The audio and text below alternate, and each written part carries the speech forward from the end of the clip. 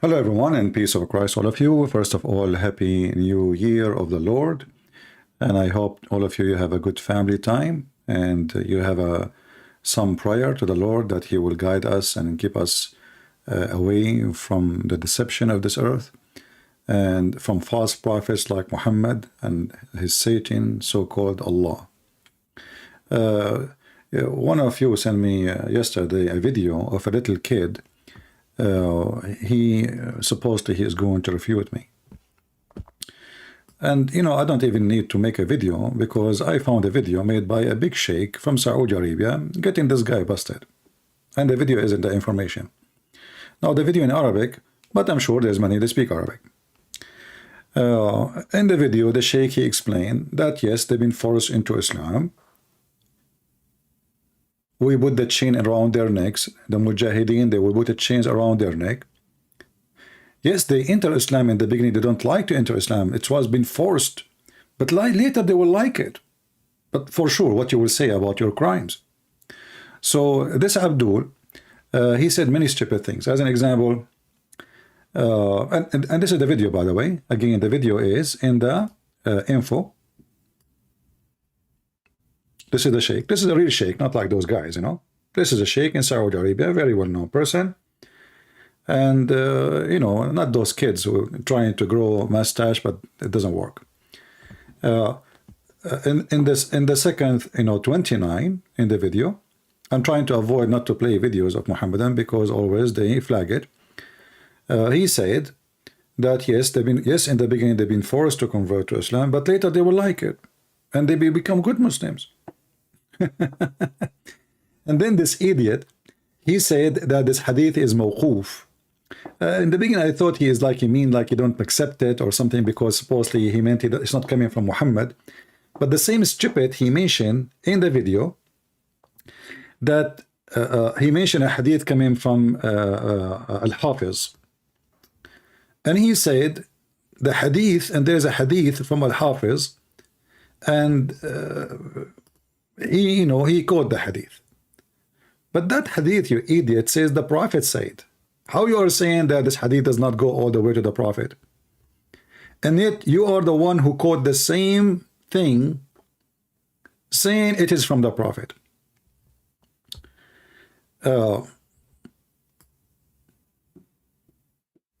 This is Al-Hafiz, volume number 6, page 145. And he is explaining, as long as you are the one who mentioned it, just to show everybody how stupid you are. And you said somebody became a friend to the Muslims. I mean, he is their dog. He is their dog. They have a chain around his neck. He became a friend. Isn't the Quran says take not Christian and Jews as friends? How you can be friends? The Quran even saying you cannot even take your own families. You cannot even take your own families as a friends. The Quran says you will not find one believer, just one of the believers. He will be loving and good to non-believers, even if they are his own family, his father, his brothers, his sisters. Chapter 58, verse number 22.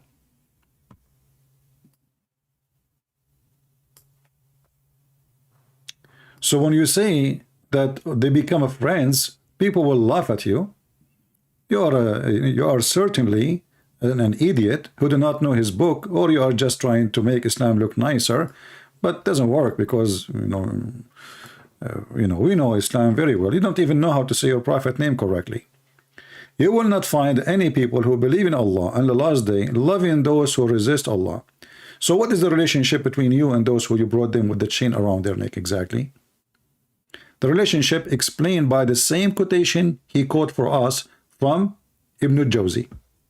This is Ibn al-Jawzi and this is Al-Hafiz, both in the same page. I will use Google translation and I will see if I can use Indonesian translation. I'm not sure. I think it would work. You will see here it says Ibn al-Hafiz, he said, the meaning that they are chained with this chains around their necks, and remember here the chain is around their necks, it's It's not the chains in their hands. This is how you treat dogs, not hands. Like you arrest somebody, you put something in his hands. No, this is in their neck. And this is their situation now in their life. Okay? And there is no opposition to take it in the real meaning, which means it is really, certainly, chains, real chains. It's not like metaphorical. And the result of that, at taqdeer, they will enter the heaven, and before they enter Islam, they were in the chain, which means until the moment they enter Islam, the chain is around their neck. So then how they choose Islam willingly? This is the same stupid scholar he chose for us. And this is a Josie underneath of him. I will use Google translation, and I will use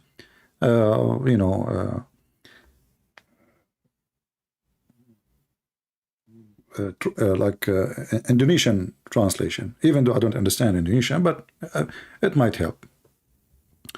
Here it says, قال ابن الجوزي, they've been captured and they've been chained. And when they notice how good Islam is, they enter willingly. So they enter heaven. Until now, that sounds nice. But look what he said after. And the force was when they've been captured. And the chain was for the same first reason. And the reason or the meaning, they've been forced to ikrah. And that come in order, which mean, we chained them, we captured them, we chained them, and they hate it, and we forced them. But the reason for them to enter heaven, because now they become Muslims. And then he continues saying, and if the Muslims, they die and they are captured in the land of the kuffar, they will die in the same state as Muslims. So how they are entering Islam? They are entering Islam because they have a chain around their neck. As simple as that. Let me use now Google translation. Translate to English. Okay. And this is Al-Hafiz, the one who he caught him, this idiot. And later we will show you that the same, he quote Al-Hafiz, and in the same quotation, in his video actually, it says that the Prophet said, yet he said that this hadith is mawquf, did not go all the way to the Prophet. What an idiot. That's what happened when you speak to kids. And Abdul, you said you want to challenge me. Who is you holding? You give me your Skype, I will call. I will call you, I will talk to your dad, your uncle, your sheikh, all of you. Be a man. Not you, I mean, you are just a kid. And then it says here, they tied them, they put it around their neck, they tied them, and this is the condition of this world, which means they are captured and they have a chain literally around their neck. And there's no objection, on that, which means in the interpretation, the translation is not coming very good. There's no objection of the meaning of to be literally, which means there is really chains around their necks. Okay? And then he continues saying, and in the authority of Abu Hurairah, blah, blah, blah, blah, saying, you are the best nation, he said, the best people who bring them with the chain around their neck. Until they enter into Islam. So what is the condition? The chain will be around your neck until you enter Islam. So you bring anybody, I put a chain around his neck. After half hour, he will say to me, I will go and I will be Muslim. Not after 10 years.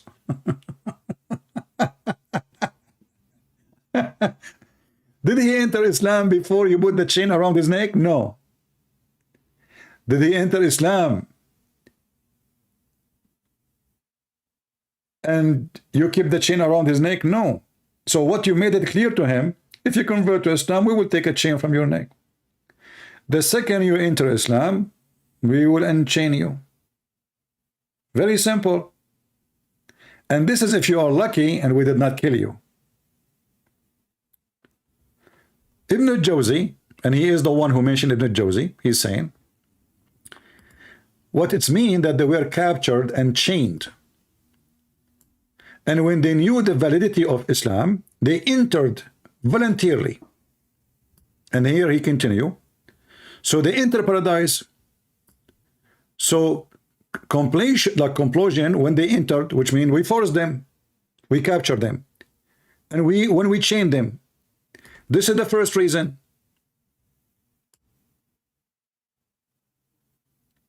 And then the reason of the capturing and forcing them into slavery, or to be captured, or to have a chain around their neck, that reason is for them to enter Islam, because after that they convert to Islam.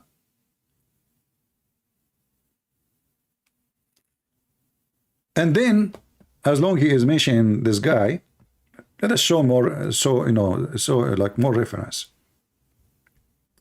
And then people will die laughing at you. Let me use Google translation. I forgot. Like Indonesian language. How we can change the translation?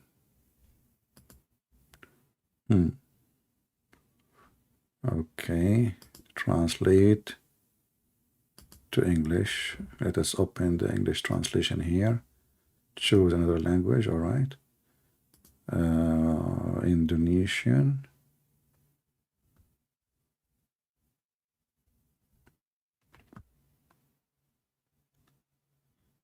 Where is the Indonesian? Indo. Maybe they call it Bahasa or something. Here we go. So this is Indonesian language translation. Translate. Let us click on translate. All right. So now we have the Indonesian language, the explanation for this hadith, and this is Islam question and answer. And you can read. I don't know what it says. You can read by your own. So yes, we put a chain around their neck. Yes, they enter Islam after we chained them, and the chain was around their neck until they convert, not before. You know, what about you let them free, and then if they want to convert to Islam, they convert to Islam? No. We chain them until they convert to Islam. And this is Al-Hafiz ibn Hajar, the one who he quote him, is explaining it. And this is your own language.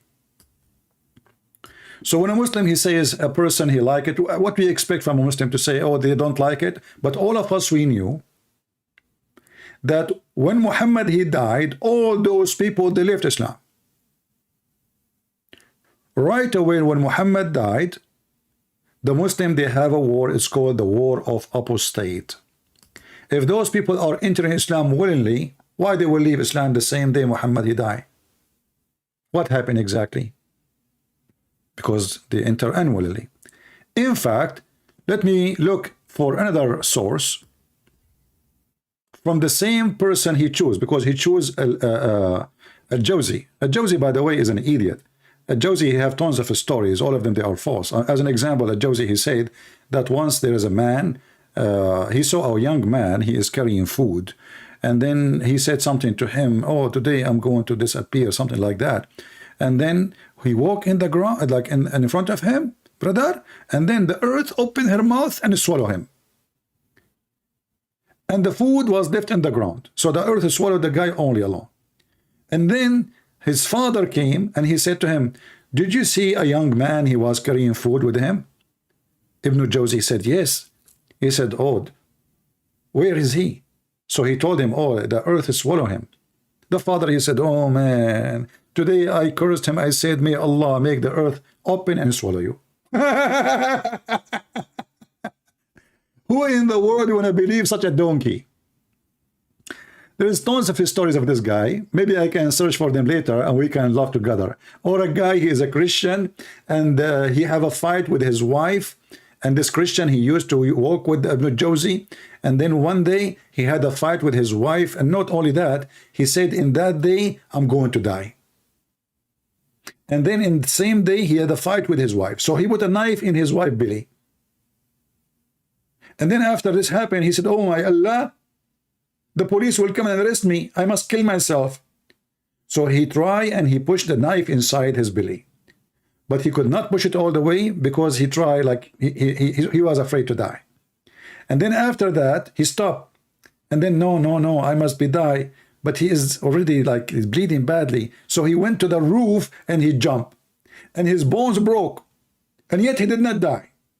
and the police came to him and arrest him, and then later at night die. And this is supposedly in a book, it's called The Jokes of Al-Jawzi, you know, Akhbar al-Hamqa. This is a stupid idiot guy, the same as Ibn Battuta, who discovered an island, have women have a 3 breasts.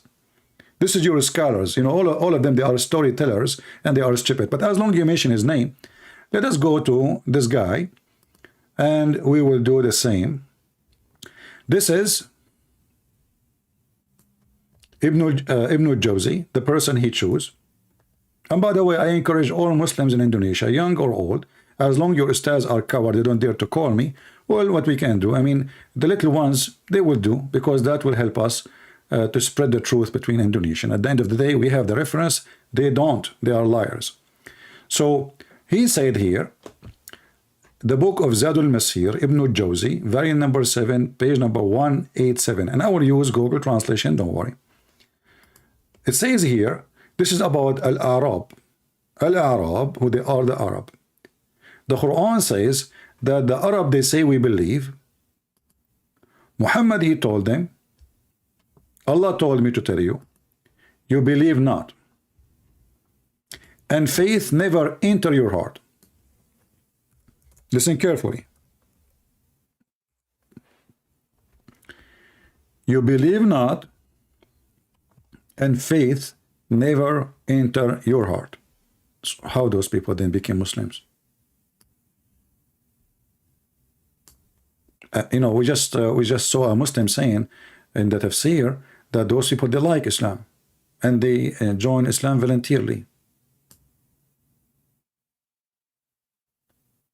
How come they don't believe? Because Muhammad, he threatened them. If you go to different chapter, this is chapter 48. If you go to other chapter, here,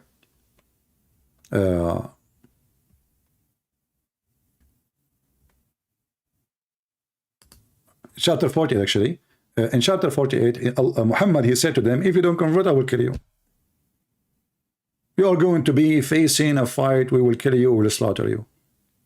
If you believe, if you join us, if you surrender, you see here the Muslim, they say submit. This is false translation. If you change the translator right away, you will see a new translation. If you surrender, not if you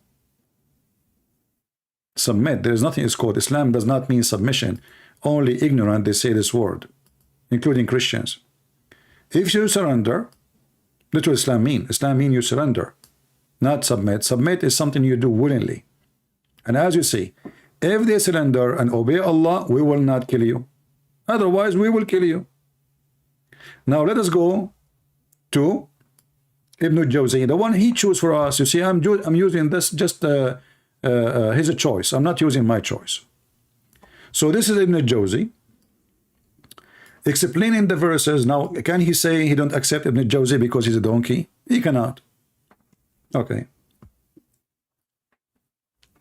In this explanation, Ibn al-Jawzi, he said, قوله تعالى قل لم تؤمنوا أي لم تصدقوا. He said, Allah, he said, you did not believe, which means they did not believe.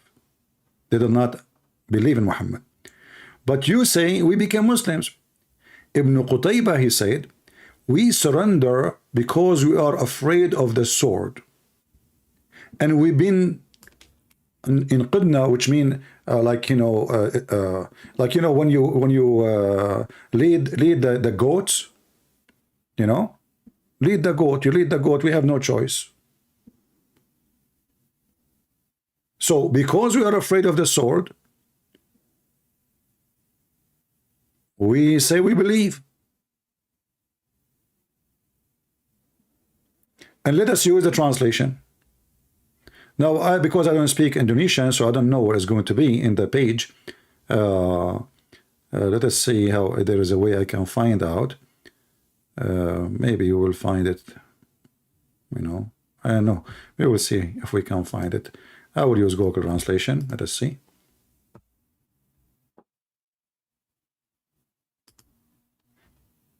And now we are translating to Indonesian. But because I don't know where to stop really in the screen, I'm not sure really which one, where it says you know, anybody can tell me what is the word sword? What is the word sword in the Indonesian language? So I can search for it, you know, in the page, and then we will find it. Can somebody tell me what the word sword? What is the word sword?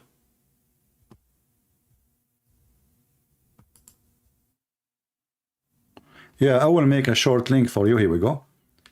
But somebody give me the word sword in the Indonesian language so I can search in the page and you can read in the, because I don't know where the part. Sword, binding. Okay, hold on. Shorten link. Let us shorten the link first. Shorten link. And you can use the same as I'm doing. You know, you use Google Translation. Just be sure you open the link by using, you know, Google browser. If you don't use Google browser, you cannot do that.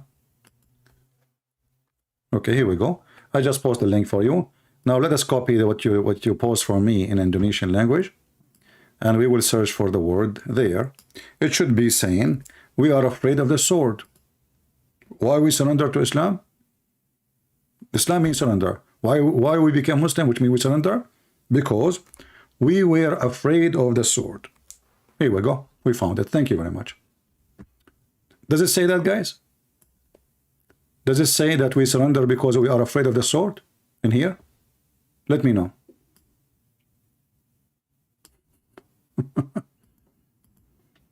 And remember, this is the same stupid book, the same guy, the same scholar. He is the one who chose for me.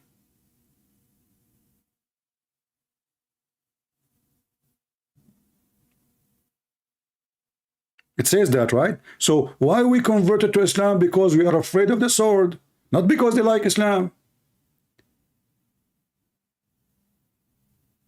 So when a stupid chicken like you try to speak to the eagles, we know why you don't dare to call me. And you say to them, I challenge Christian Prince, give me your Skype. I will call you immediately. So everybody will laugh at you.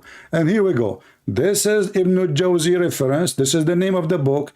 This is the volume, this is the page, and you are a potato.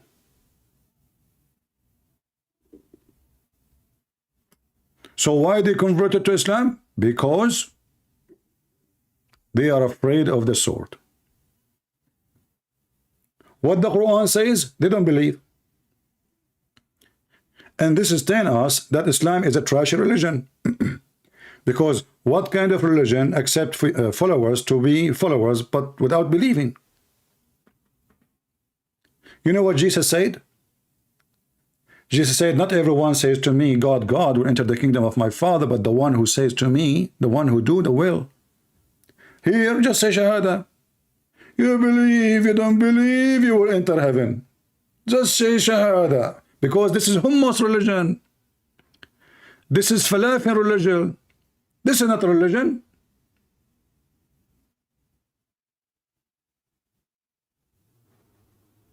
And this is in front of you. And I gave you the same exact book of your choice.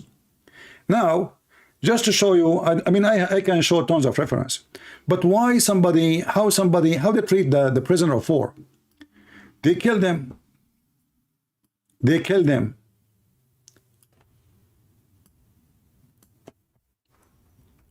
The Quran says it's not for a prophet to keep prisoners.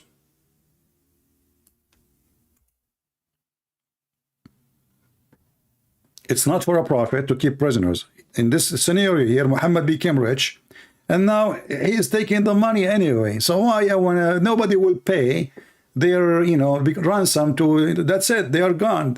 So kill them.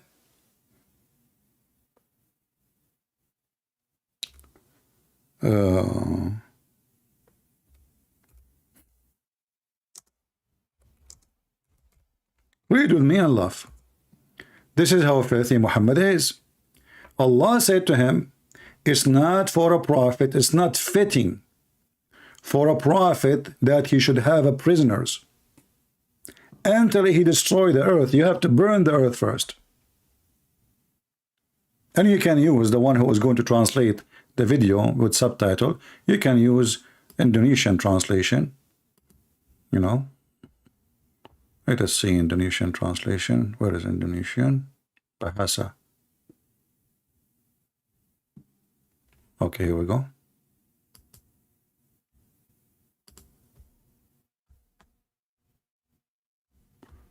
Do you see how evil this religion is? And then they want to make us a speech about the Muslim treat, you know, Muhammad, he cut women, he opened their legs and he tied them to 2 camels, and she was over the age of 86 and he split her alive. Qurfa. This is who is Muhammad. Muhammad, all what he care, he don't care if you believe in him or not. He care that you are going to accept him as a prophet. He knew you don't believe. He knew his family don't believe. His uncle, the one who he grew in his house, refused to accept Islam. Even his dying, he said no. Because they knew him. He is a scam. You know, I mean, who knows the guy more than his family?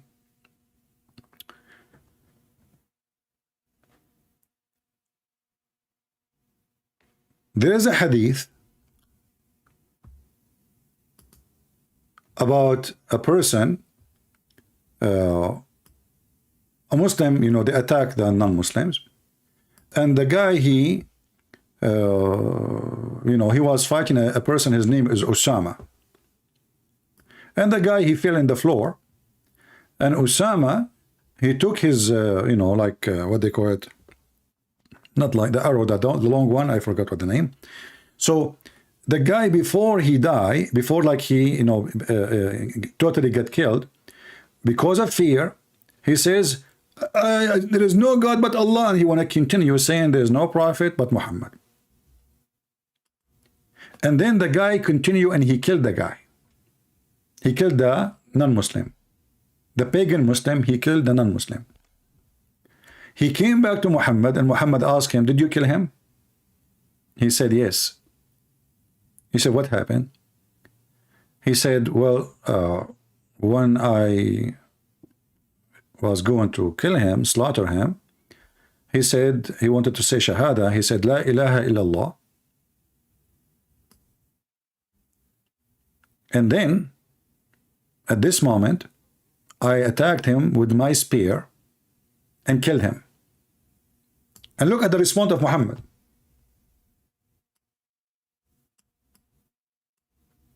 By the time we went back to Medina, news already reached to the Messenger of Allah, and he said to me, Osama, did you kill him after he said there is no God but Allah? I said, yes, Messenger of Allah. He said, but he said that only to save his life. Do you see it? I mean, the guy is there. He knew what's happening. Obviously, he don't believe in Islam. A second ago, we were fighting by the sword. A second after, you want to convert?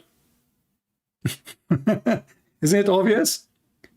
So he said that to save his life.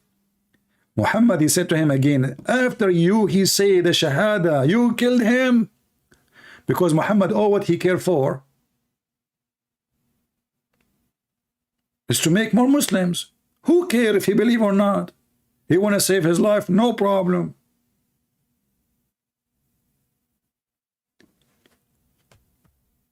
He did convert out of fear. If you continue here, the hadith, there's a continue for it. It says, he converted out of fear.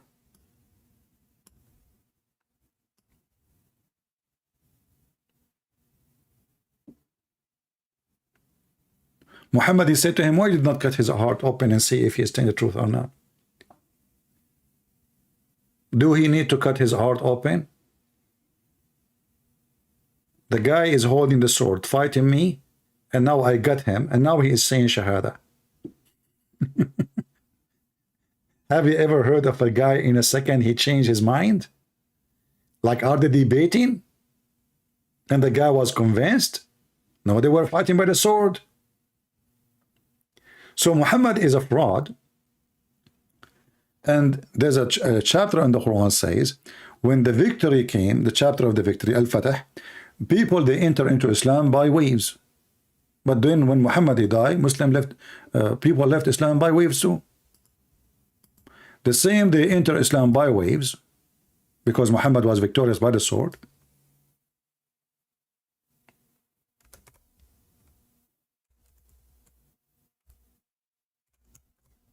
Read it.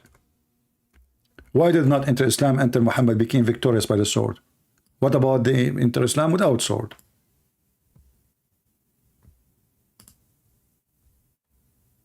Do you see it? When the victory came, they enter Islam like waves. This is out what? Out of fear. This is why we saw Ibn Jawzi saying, well, you know, they enter into Islam out of fear to save themselves from the sword, and we showed the difference. The same guy he chose, and actually we can take the same verse here, you know, and let us see Ibn Jawzi what he will say. He will say the same. But you know, as long as this guy is talking about a Jawzi and he think he is a scholar, a Jawzi is a donkey, my friend, and he is one of my favorite. And this guy, he came like almost 600 years after Muhammad. But I find it very funny that a person from Indonesia, he takes somebody he never heard of, he never saw, and he consider him as his scholar. But if I say now to him, do you accept what a Jawzi says? And if I show him some reference, he will start saying, oh, a Jawzi is a human. He makes mistakes. He's stupid. All of us, we are stupid. Only Allah knows best. Let us go and see what Ibn Jawzi, or Jawzi, he said. About what? About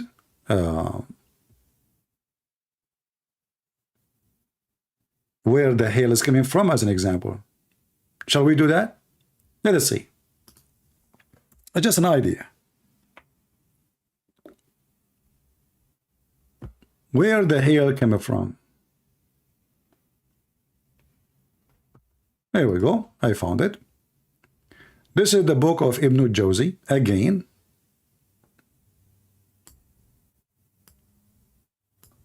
And remember, I am using the scholar he chosen, not me.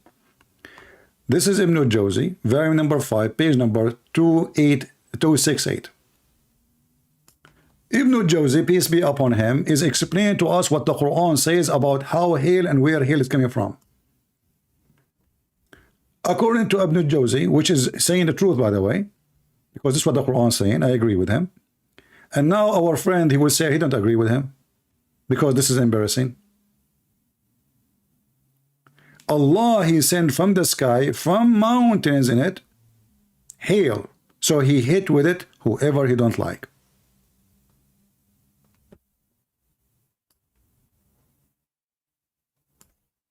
Don't worry, I will use Google Translation, and I will give you the link. Let me give you the link, actually. Here we go. Let me post the link. First, I need to shorten it. Give me a second.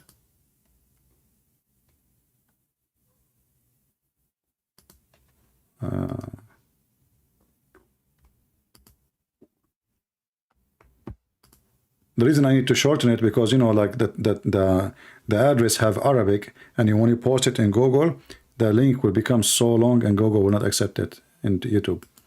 Let us post it for you. Here we go. And now what he will say? He will say Ibn Jawzi, he don't represent Islam. Right? Do Ibn Jawzi represent Islam? No, he don't. He's wrong.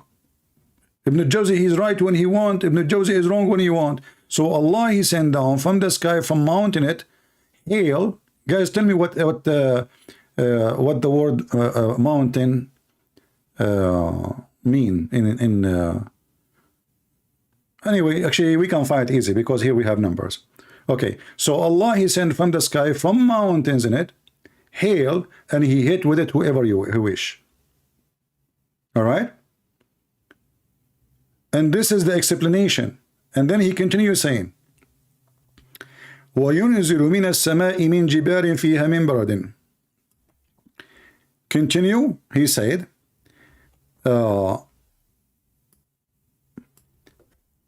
this is at the end. He sent from the sky, from mountains, which hail is in it. hail is in it. The same as you say, there is a ring in your hand made from iron, which means this is solid. And then he sent it down. Let us use Google translation so people will laugh at Ibn Jawzi. Here we go, and we will translate to Indonesian language. And now what he will say? He will say Ibn Jawzi is wrong. So Ibn Jawzi is a scholar when they want. Ibn Jawzi is a stupid when they want. Just wait, you will see. He will say that. Tuhan, okay, Tuhan. Let us see where is the numbers. Here we go. It should be here. It should be here in this area. It says Allah he sent hail from mountains in heaven. Does it say that?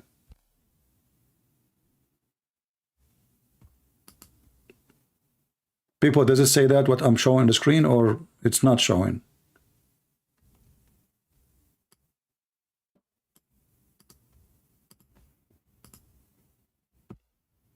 Because I don't know which one is, let me search for the word mountain in Indonesian. Here we go. Oh, gong. The Indonesian, they always like that to make it two words. So Allah he sent hail from mountains, gong, from where? From the sky, and there is in the sky there is hail. There's a mountain of hail. This is Ibn Jawzi. This is not me speaking. Does it say in the front of you that there's mountains in the sky of hail, or it doesn't say that? Let me know, please. Does it say that? Do you see it? Or I need to move down? I don't know.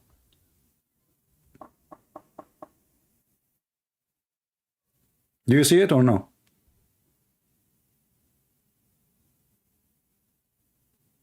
My Bible say the same. Give me the verse so we can laugh at you. Guys, my Bible say the same. Yeah. Can you they twist the translation? No, they are not twisting. This is Google. Google is a stupid software. This is not a Muslim translating,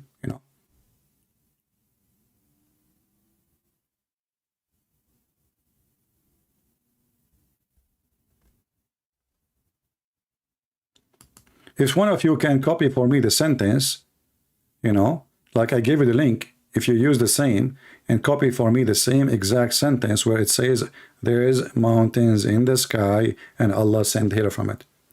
So I can search for it here, and that will highlight. And remember, this is the same scholar he is quoting. I'm not using Ibn Kathir, Al-Qurtubi, Al-Tabari, Al-Jalalain. No, I'm using the one he has chosen for us. So he liked this guy. Let us go with this guy. This guy is the same guy too, who say that women, they have a sperm coming from their ribs. The same guy. So look what you chose for us. You chose for us an idiot of the village to explain to us what Islam is about. To explain to us what Islam is about. Can you deny that? You cannot. This is why we laugh at your religion.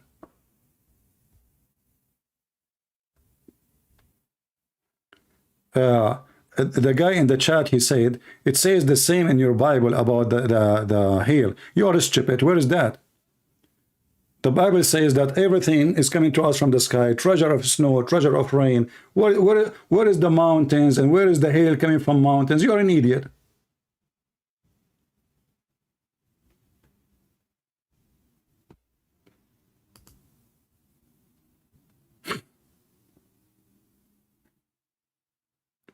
This is not about he break hail from mountains and flying mountains in the sky. What a potato.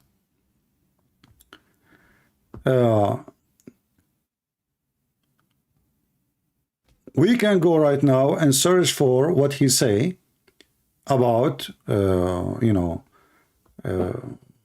sperm. But we are not done with the thing about about how people enter Islam. There's way more hadith actually we can use. about it. As an example, isn't it Muhammad is the one who says, I've been command and order to kill all mankind, not to fight. You see, the Muslims translate the word uqatil, to fight. That is a fight in English. Uqatil coming from the word qatala, which means fight, to kill. Which means to kill. This is not fighting by hands, boxing.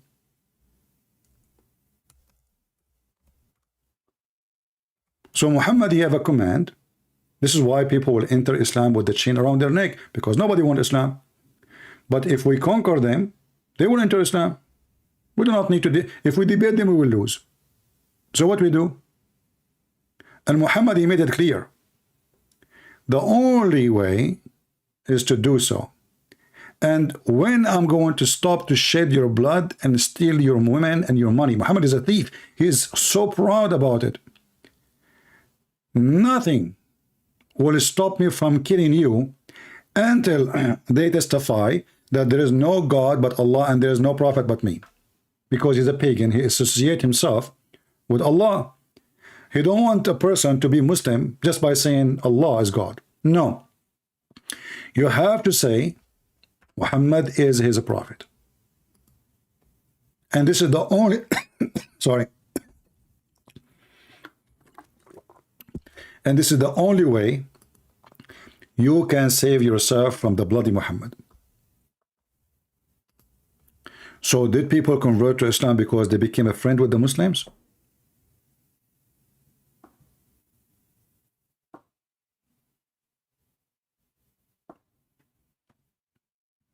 Do you see how people, and you can find all those hadith. Even Muhammad, he says, I was victorious by terror. Muhammad is the first terrorist. And the only way, if you do pray as I say, if you do eat as I eat, if you do say as I say, if you pray in the same direction as I pray, if, only if you do all those things, and this is the only time I will not shed your blood, rape your women, take your money, and take your land. Anyway, when you convert to Islam, your land is mine. All those hadith is saying the same. All of them, they are authentic.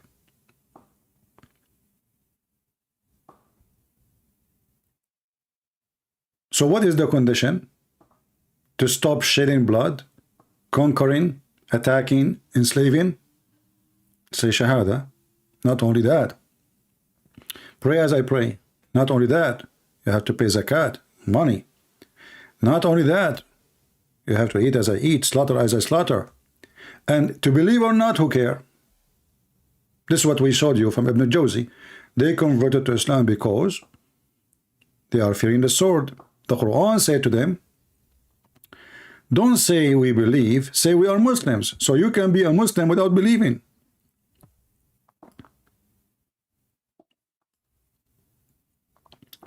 You can be a Muslim without believing. You do not need to believe. Who said that you need to believe? Believing is not a condition in Islam to be a Muslim. This is the last thing Muhammad he cared for. And this is why the Quran is saying, you say we become Muslim, which means we surrender. This is what Muslim mean. Say, well, and you will believe. Say no, you don't believe. Even faith never enter your heart. Say, we are Muslims. So what Muhammad named the hypocrite? Muslims. Those are hypocrite. Faith never entered their heart, and they never been Muslims. But yet Muhammad, he says to them, don't say we believe, say we are Muslims. And the verse in front of you, let us use translation in Indonesian, so people will laugh more at this such a stupid religion. Don't say we believe, say we are Muslims. Islam don't care if you are a believer or not. Islam care for only numbers and people. Surrender to Muhammad. You believe, you don't believe, it's the same garbage. Who care? You are under his foot. And this is why when Islam start collapsing, look at the Middle East. Nobody want to follow Islam. Who want to follow Islam? Go. Yesterday, all the Middle Eastern country, including Saudi Arabia, celebrating Christmas and a New Year.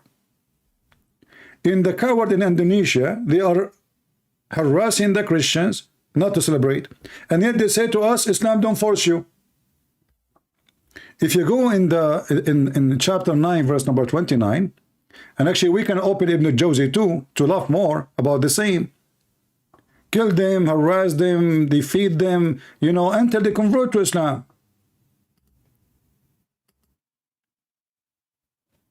Until they convert to Islam. The idiot who said this is the same thing about the book of Job. You are an idiot. This is meditation. Saying that God, you have the storage of everything, you have stored everything, everything is coming from you, our wealth, our food, but because you are a donkey, you see things as you wish. You know, when we debate Muslims, we show them their interpretation, not ours.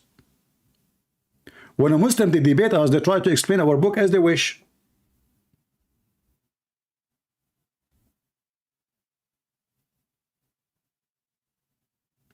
As they wish.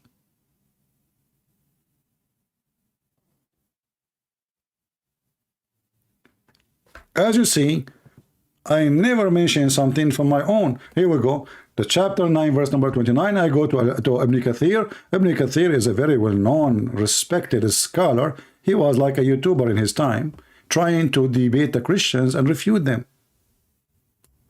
And this is Ibn Kathir saying,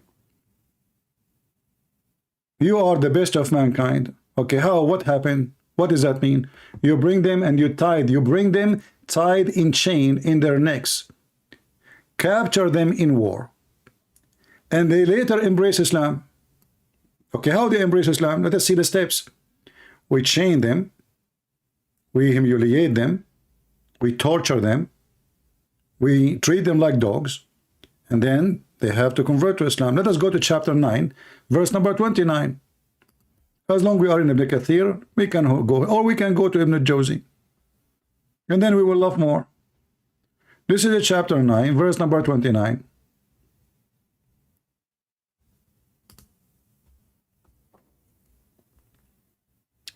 The Mushrikeen, they are najis. Muhammad is a racist. He believed non-Muslims are filthy. When the funny is that Muhammad is the most filthy person ever you can imagine. If you go in the, as an example, when the Muslims, like today a Muslim, he was saying how the prophets of God, they pray in the Old Testament, and he start quoting like Abraham, he prayed this way, and then he mentioned Jesus, but it says they lay down in their face. Muslims don't pray to Allah laying down their face. You put your head down. The Jews, they don't pray this way. You can go watch how the Jews, they pray. They lay down in the ground. They don't bend over and their ass is up to Allah. But how Muhammad he pray? How Muhammad he prepare himself to the prayer? How he get it clean? This is Muhammad. And now what this guy will say to me, let's see Ibn Jawzi what he said. I challenge you, go. We will die laughing. Muhammad, he takes shower with dead dogs, women blood from period. And garbage. And this is your Muslim website. And this is Sahih Hadith. All those hadith in front of you are Sahih. Do you see it? And Muhammad, he claimed that nothing make it unclean.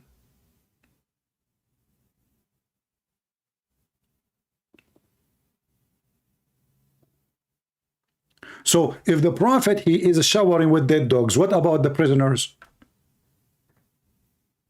If we go to Ibn Kathir, we will find the following. What they do to the Christians and what the purpose of fighting the Christians, how they want to make the Christians, you know, believe.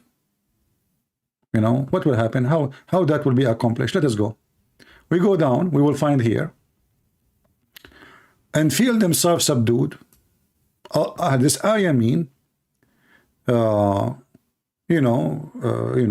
you have to torture them, you have to insult them, you have to make fun of them. And Allah, he said, order to fight the people, scriptures enter, they give the jizya. Allah said, and he continues saying, fight those who don't believe in Allah. So why we fight them? Not because they're bad, not because they are fighting us, no. Because they don't believe in Allah, the pagan God, the black stone God, the vagina, and the last day. But we believe in the last day, but we don't believe in the last day of Muhammad.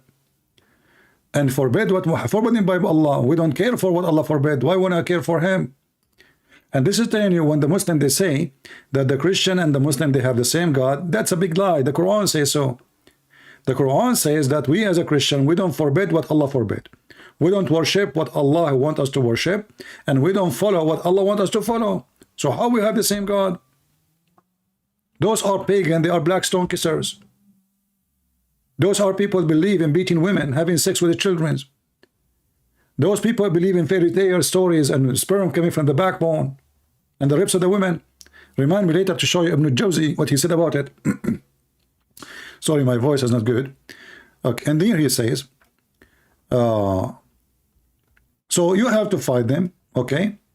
This honorable ayah was revealed in the order to fight the people of the book.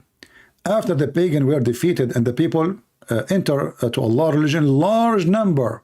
So when the people enter in large number, when the pagan are defeated, so now Muhammad, he have enough men to attack the Christians. In the beginning, he was saying we'll be friends, don't worry. The friend, they never fought him, the Christians. The Christian, the Arabian Peninsula, they have no problem with him. Suddenly Muhammad, he turned on them, either you convert or I will kill you. The Arabian Peninsula was secured under the Muslim control. Allah commanded his messenger to fight the people of scriptures. But this is the same guy, he was angry because the Roman, they lost war with the Persian. Do you see the coward son of Mut'ah? At that time, he was trying to be, claiming to be, he is close to the Christian, he is a Christian too. The pagan, they made fun of the Roman. The Roman, they lost the war with the Persian. The Persian, they entered into Jerusalem. Muhammad, he told them the chapter of a Roman, the Rome, oh, they will be victorious. And actually, he mentioned this verse after they've been victorious, not before, which means it's not a prophecy. And even he used the word bada, which is stupid, which means 3 to 9. But anyway, not our topic. So fight them, but okay, what we will do? What exactly is required to force them to convert to Islam? Until they pay the jizya, for they did not embrace Islam. Okay, you know, pay money, so you live. The mafia, no problem. No, no, no, no. Read carefully. They have to be disgraced. With humiliation, with humility, torture. Muslims are not allowed to honor the people of the Dhimma. Those are not prisoners now. Those are people, they are going to pay jizya. Look how they treat people who they are civilian, not men who they are fighting. We have to torture them. We have to spit on them. Muhammad, he said, when you meet somebody in the street, force him to walk in the sewage. Read with me. Okay, and or elevate them above the Muslims, for they are miserable, disgraced, humiliated. Muslim recorded from Abu Hurairah said, don't initiate salam to the Jews and the Christians, and if any of you see him in the street, force him to the sewage. The narrowest alley is the sewage. You know, in the old days, they used to have a little tunnel in the side of the dirty road, the dirt, where the dirty water go. So if a Muslim walking and a Christian walking, they cannot walk in the same street. No, you are a Christian. And this is how they make them convert to Islam, because you stay like this 1 month, 1 year, 2 years, you know, and they kidnap their daughters, and they rape them, and they beat their kids, and nobody can protect them. And the Muslims, they say they are protected by us, from us. Why? We ask the Muslims, why we pay jizya? They say, we protect you. From who? From us. In our land. They take our land, and then they are the police on us. And we have to pay them for occupying us and for bringing humility to us. And here you see, this is why the leader, the faithful Umar ibn Khattab, may Allah please with him, demand well-known conditions. So the Christians, they have to ensure their continue of humiliation. Continue of what?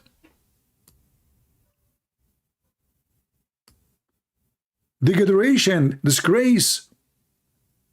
Why? because they refuse to embrace Islam.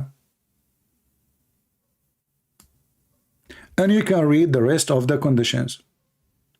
A Muslim can sleep in your house 3 days, 3 nights, and you cannot even say to him why. He come to your door, you knock at your door, you open the door, he go to your bedroom. You have to feed him. He can sleep there 3 days, 3 nights. Any Muslim. This is the condition of Umar al-Khattab. And you know, when this coward, this little boy, he say that this is not true.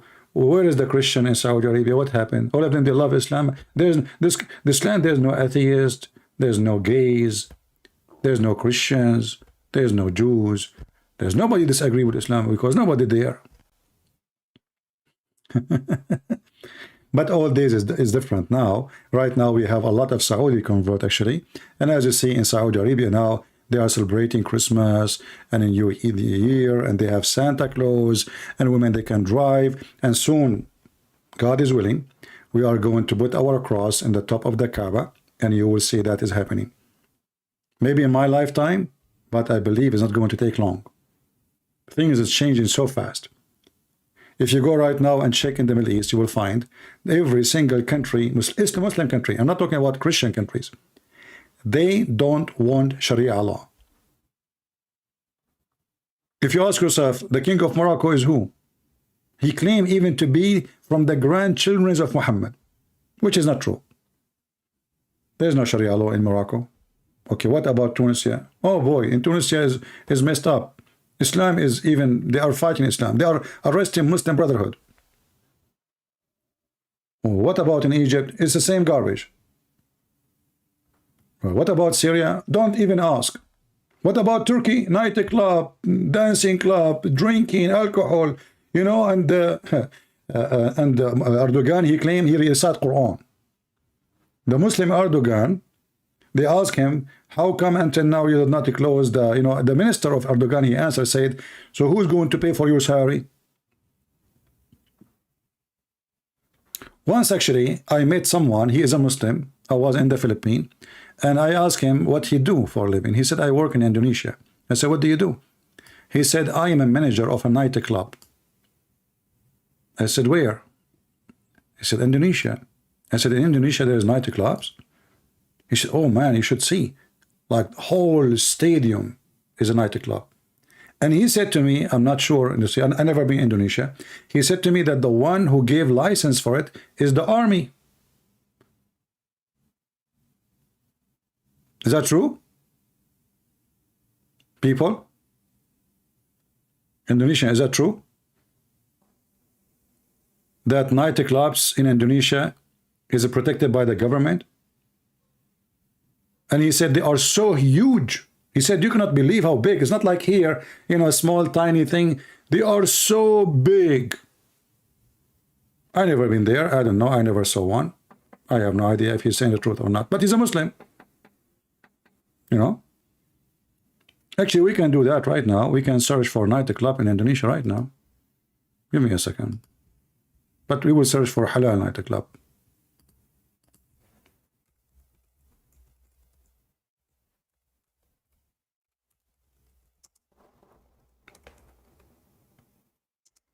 I don't know if you can hear the guns.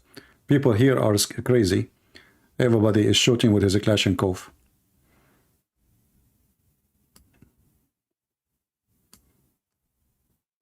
I have a good microphone. The best top 10 Indonesia bar and clubs.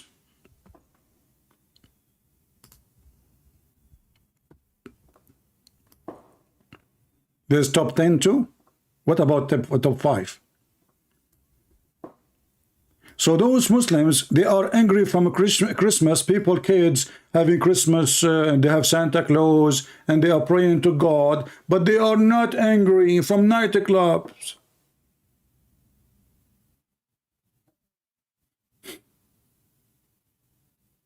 I mean, do you see this? Do you see how hypocrite they are? They are not the same, they are not angry from the Muta. Muta is the biggest nightclub. Oh, okay, hold on. You know, guys, I'm going to go to Indonesia soon. I just click at the pictures and I found this. This is the night clubs in Indonesia. This is bigger than Mecca. Look at this. Unforgettable Jakarta nightclub.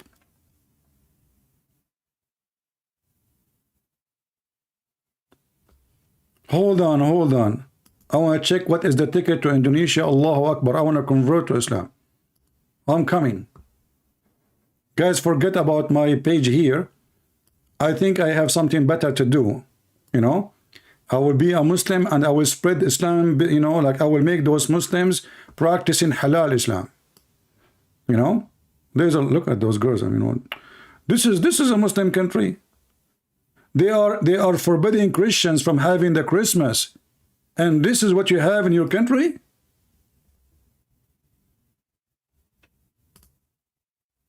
I'm going to go there tomorrow.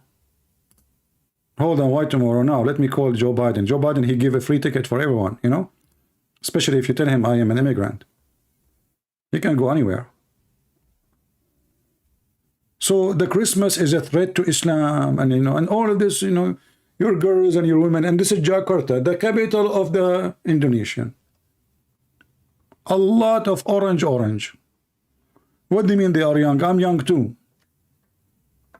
I'm young. You know, in Indonesian, you have to say the word twice to make it too much young. So they have big mouth. They speak about halal, and they attack the Christians, and they insult Christianity. And then you look at the religion, I mean, the most lousy ever. And they want to practice Sharia Allah, and what the heck is that? I like your Sharia Allah, by the way. I mean, this is a lot of Sharia, my friend.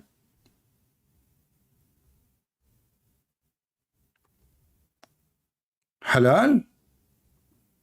Halal nightclub. So building a church is a threat to you, but nightclub is not. Very conservative society. You know, and by the way, is 6 years old Aisha allowed in the nightclub because she is mature and adult?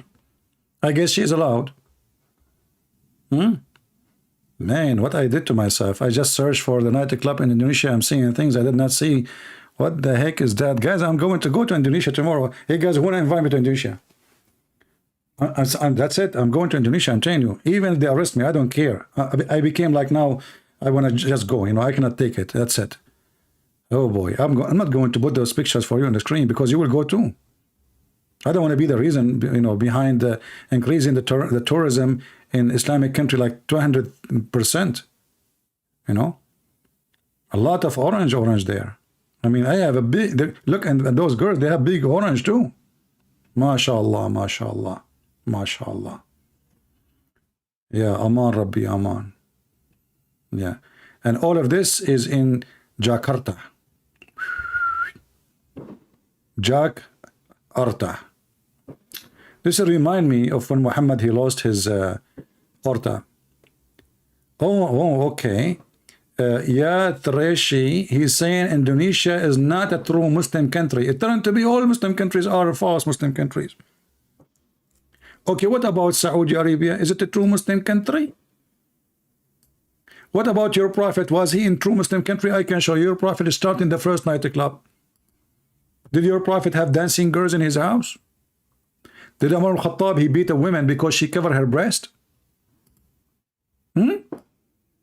Women, they have to serve the Muslims. Slaves, they have to serve the Muslims in their rooms when they have guests, and they are wearing no bra.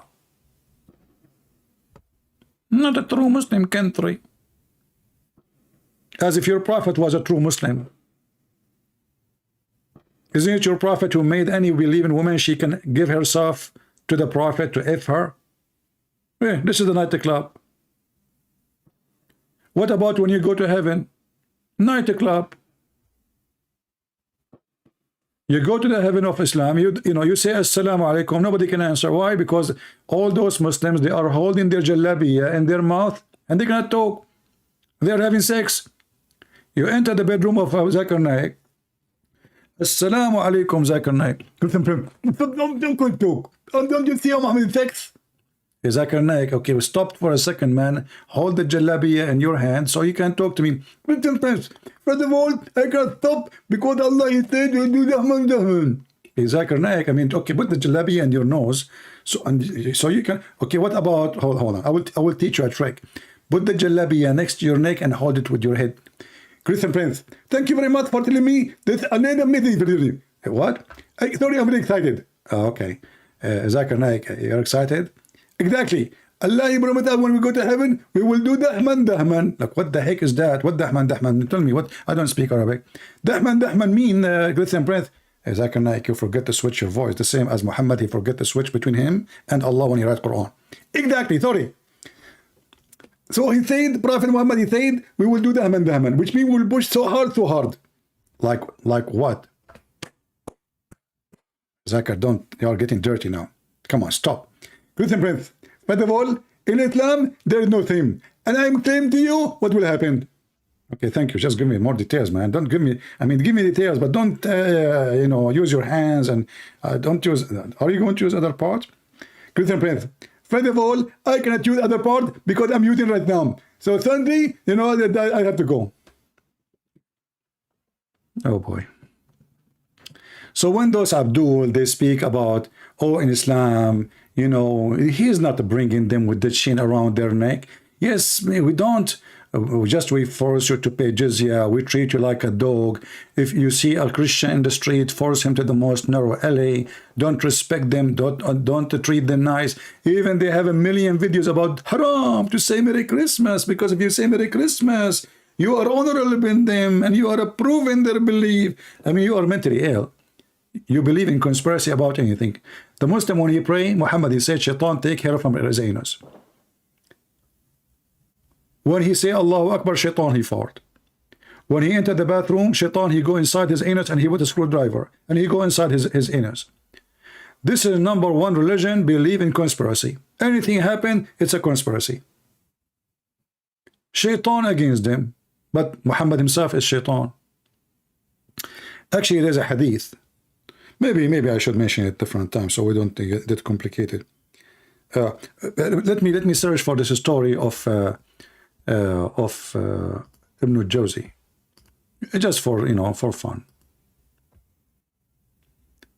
I don't know if I can find it, but let's see.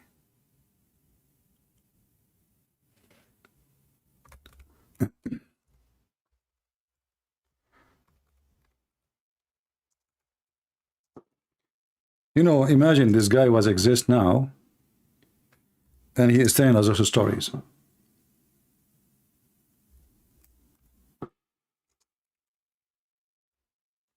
I close all the windows so the smell of firework and shooting, you know, will not come inside the house.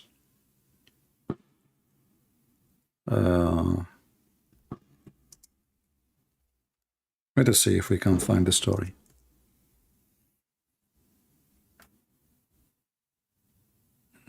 Here we go. We found it. Oh, this is Telegram. This is Telegram. Oh boy. We don't want Telegram page. We want a normal website.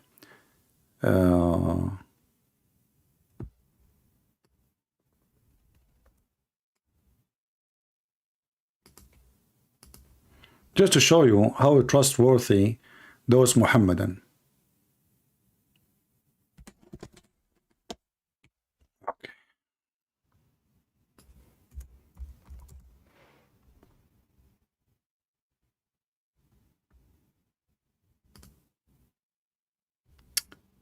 We cannot enter the website. Let us see this one here.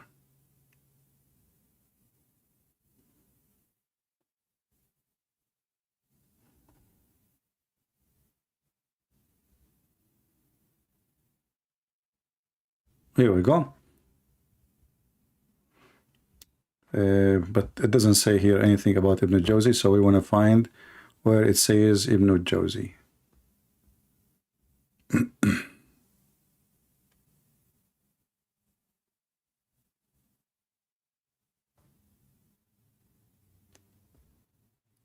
So the story, when he was walking in the city of Al-Basra, and by the way, city of Al-Basra, all of it used to be a city of black slaves. Black slaves. And this is why there's a revolution called the Revolution of Zinj, which means the black.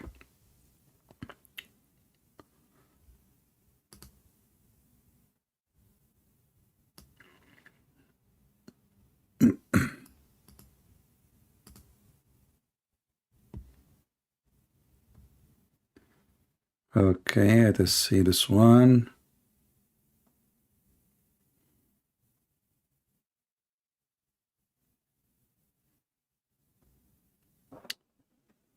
Until now, there is only one website I was able to enter the story, but this website is Telegram, and Muslim posting there the story, but I don't want Telegram. I want a normal website, a Muslim website.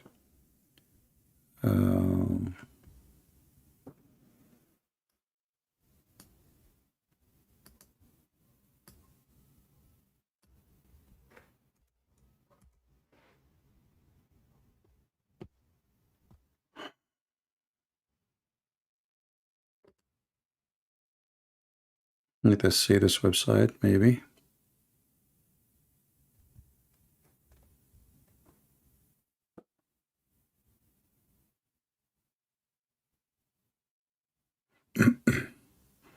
Full of funny stories and stupid stories. Okay.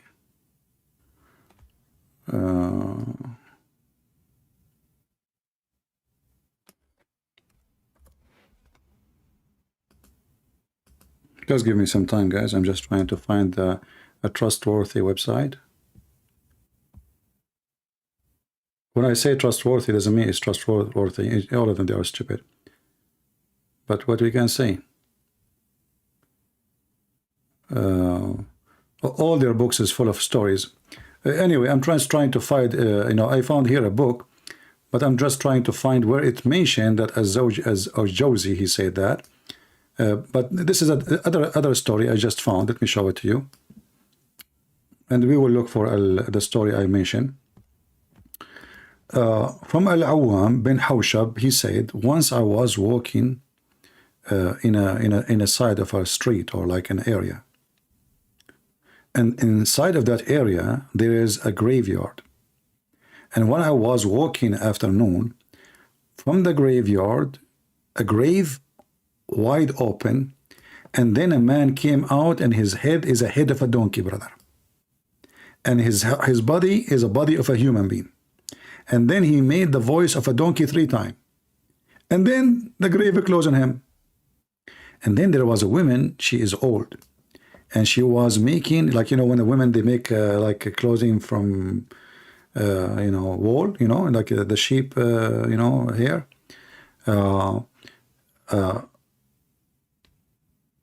She said, one woman, she said, do you see that woman? She said to him. He said, yeah, what about her? She said, she is the mother of this guy. And then he said, okay, what is the story? She said he used to drink wine. And his mother, she tell him, my son, fear Allah, stop drinking wine. And then he used to say to her, you are barking like you are bearing like a donkey. And then, and she said, the woman continue, so when he died, afternoon, every afternoon, the grave will be wide open. He come out from the grave, and he makes 3 bearing of a donkey, and then the donkey and the grave close on him. Now, if there is anyone here is not convinced with the story, I feel for you sorry. Those stories must be true. Let us continue. Here, this one, it says, ذكر ابن الجوزي. This is the reference. So this is a story from Ibn al-Jawzi. All right? This is a story from Ibn. This is the guy they are referring to him to be trustworthy. It's a true story, by the way. Ibn al-Jawzi himself, he saw it. All right? And there is more stories, Okay. This is the story I told you about. This different story. I will post the link for you, by the way. from Ibn Abid, from while I was walking from in the side of Al Basra, I found a guy, a young man, and you know, so he walked not far away from me, and then suddenly the earth opened and swallowed him. Let me post the link for you. You can use your Google translation. This is the link. Please save it. This is our friend Ibn Jawzi. This guy, he quote for us Ibn Jawzi. Okay, so so he was walking and he have like, you know, food with him, you know, like a container have food or something, and then the earth swallow him, brother. Suddenly the earth opened and ate him. And then I sat and I was like surprised, wondering, thinking about what happened to him. And then an old man, and he have his eyes is closed, like he wrap his eyes, his head, so which means he cannot see. He said to me, Assalamu alaikum. How a man he cannot see, and he said Assalamu alaikum, no problem. And then he said to him, did a young man, and he have like a cradle with him or something, you know, container with him, walk by you? The guy, he said yes. And I told him what happened, which means the earth is swallow him. He said, oh, we seek refuge by Allah. My son, he argued with me with something, and he did hit my eye. And then he said, may Allah don't let you out of Al Basra, or he make the earth swallow you. So now, according to Ibn Jawzi, that the guy, because he hit his father, the earth swallowed the guy. Because his father said, may Allah don't let you get out of here, of Al Basra, and make the earth swallow you. More stories. I mean, if I want to read for you, my friend, you will die laughing. You know. But let us translate. Like 2 stories is enough. You know.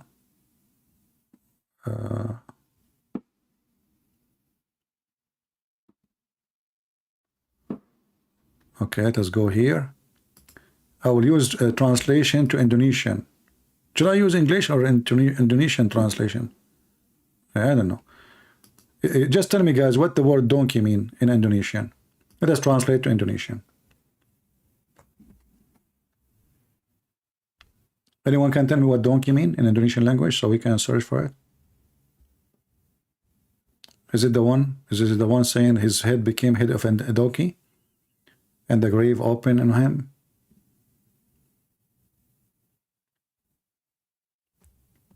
What is the word donkey?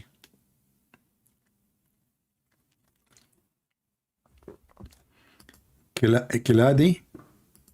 Kiladi. Are you sure? I thought this is the name of the guy who made the video. I don't know. Maybe I'm mistaken. Okay. I don't see the word Kiladi here in the whole page. Are you sure? In the translation, I don't see the word Kiladi. What, did you translate the page I gave you? Let us switch to English then. I don't know.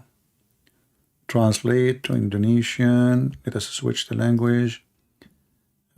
Choose another language. English. Where is the English? Here we go. Okay.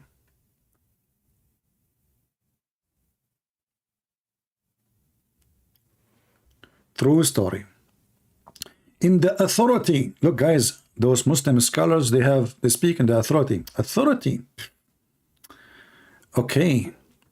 He said, once I went to down the side of the street, not alive, next to a neighborhood in a cemetery, when it was afternoon, a grave split open, and the man who his head was the head of a donkey and his body was the body of a human.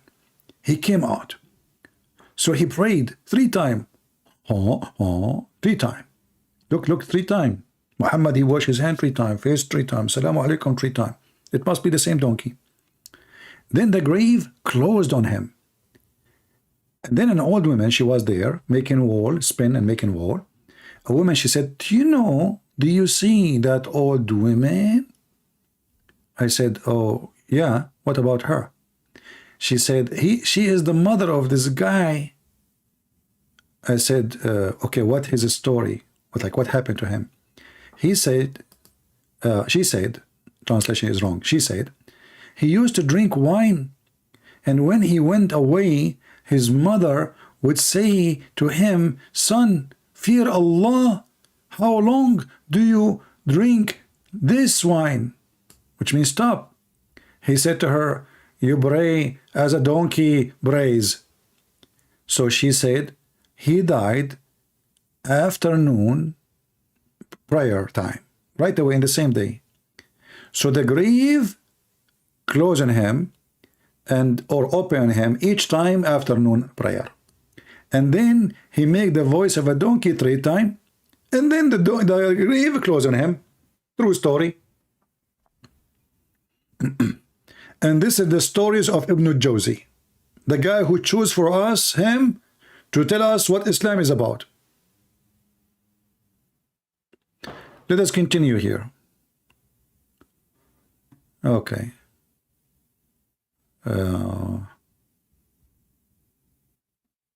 Where is the guy? Okay, here we go. This is the young man who was walking, and then he passed by, you know, and suddenly, brother, suddenly, my voice is going. Sorry, guys, I spoke too much. Every day I'm going live for many hours. So a young man, he walked by me, brother, in Al-Basra, and then suddenly the earth open and swallow him. Open and swallow him. Okay. And then I sit down in the ground to wonder what's happening. So he passed not far away, and when I heard him say, I was taken by God, so I looked, and I behold, he had been swallowed by the earth. And there was, like the food was with him in the side, which means the earth swallowed him only, not the food. I said, and then a man, he came and he walked by. He said to him, first here, and then he said to himself, I saw this matter, how the earth is swallowing him, and I was thinking about him, you know, what happened. And then an old man, he walked by, translation is not coming right. He said to him, did you see a young man who was carrying some supply with him? He said, yeah, and the earth is swallowing him. I saw him, and the earth swallowed him. The old man, he said, oh, by Allah, he is my son. He argued with me about something, and then he slapped my eyes. And then I said, Allah will not let you expel out of the city of Al-Basra, or he will curse you, or he will cause you to be swollen up. And guys, because the father, he asked Allah to make his son be swallowed by the earth is swallow him.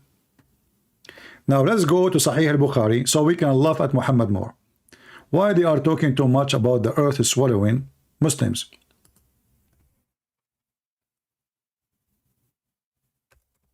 Muhammad, he said, and this is in the additional proof. You see, the Muslims, they fabricated stories, because Muhammad, he said that if you do play music and drink wine and watch girls dancing, Allah will make the earth swallow you up, or he will transform the Muslims into pigs and monkeys.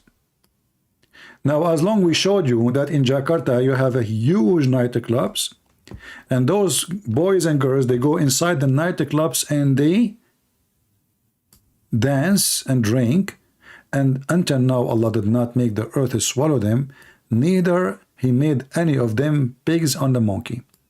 So what the Muslims, they do, they fabricated stories which nobody saw, that yes, Muhammad, he said the truth. If you drink wine, the earth will swallow you, brother. So he fabricated a story. Thank you, my friend. Enjoy your dinner with your family. All right? Let us see if we have any Muslim would like to call us. We are just having people saying Happy New Year. Thank you very much. If you say to me Happy New Year, and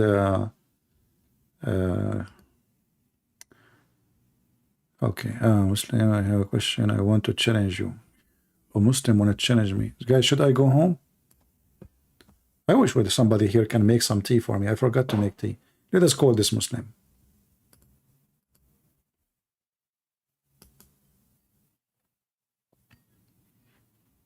But guys, don't you like really this story? Let us be honest here. Didn't you like it? I mean, the guy, he drank wine and then he died right away because his mom, she cursed him, or his Allah, he cursed him. And then every day he come out from the grave and he have a head of a donkey and his body is a body of a human and he sound like a donkey 3 times and then he go back in the grave close on him. True story. Ibn al-Jawzi. His stories is by the authority. I'm calling this Abdul, who asked me to call him.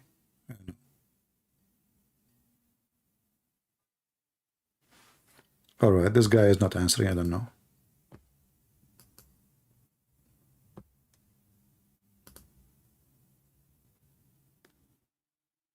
Okay. Any other Muslim?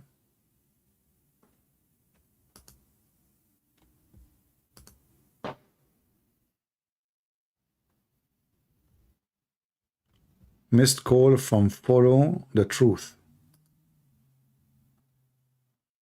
For the Truth. The Muslim, they have very nice names, by the way. Follow the Truth. I mean, the guy, his head is a head of a donkey, you know, and follow the truth.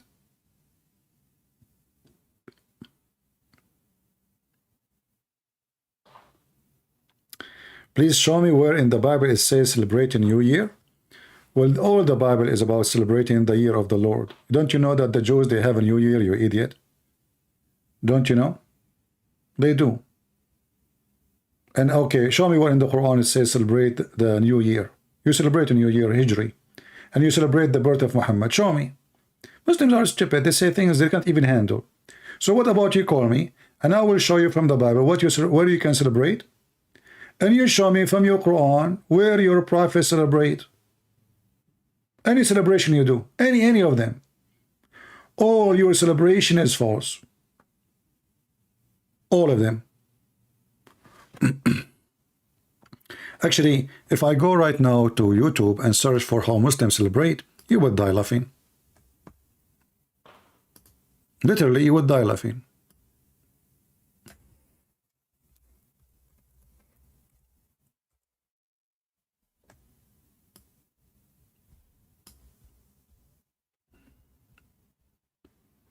Look, YouTube blocked. I just searched for the word. YouTube blocked most of the word. Look, all the videos are blocked. You have to be 18 and more. You can't even see how the Muslims celebrate. You cannot see it because you will see girls laying on the top of each other doing sexual stuff. You know, a woman, she will sleep in the floor. Another woman, she will lay in the top of her. And both of them, they will start shaking their ass on the top of each other in a very sexual way. And this is why YouTube block it all. Look, the ass is up. Look, mashallah, mashallah, mashallah. Praise be to Allah. Islamic celebration. If I play the video, you will die laughing. Their head is down, their ass is up, and they are shaking it. And notice, please notice, they are wearing hijab. I mean, come on. They are very, very conservative. Extremely. Look at this guy is conservative too. I mean, look at the videos. I just searched for one word and look, they are blocked by YouTube. Oh boy, I don't want to go there. No. Don't show this one. Okay, pass. Okay, pass. All right. Yeah, mashallah, mashallah. All the videos are blocked. We cannot see how the Muslims celebrate. Unbelievable.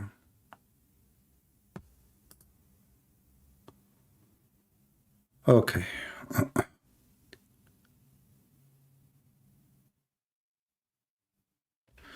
All right. If there is any Muslim would like to call us, please feel free.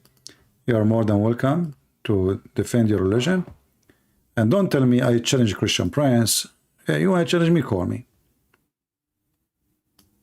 Especially if you are a person who is a truly believer, not a person who will say to me, I don't accept this guy, and I don't accept that guy. Either you accept what your scholar says, or, you know, and your prophet says, or you don't accept anything.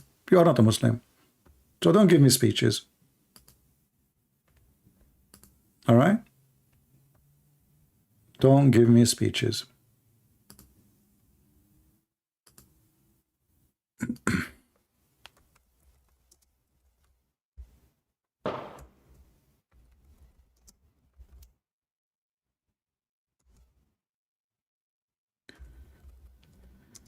Any Abdul?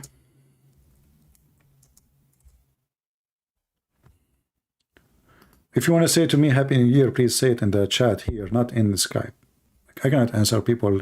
If I want to answer everybody, then I will spend the whole day. What will happen to me, the same what happened to my cousin. He went to the movie, and then when he came back, we asked him, hey, Ahmed, tell us how is the movie? He said, he's good, you know, he's good. I said, what? He said, shut up, man. I said, why? He said, by the time I finished saying Assalamu alaikum, shaking hands, the movie was over. So don't do the same as the Mohammedan, shaking hands with everybody in, you know, I mean, we will not watch the movie. All right? Ahmed did not watch the movie. He was shaking hands with everybody in the theater. Do we have any Mohammedan here?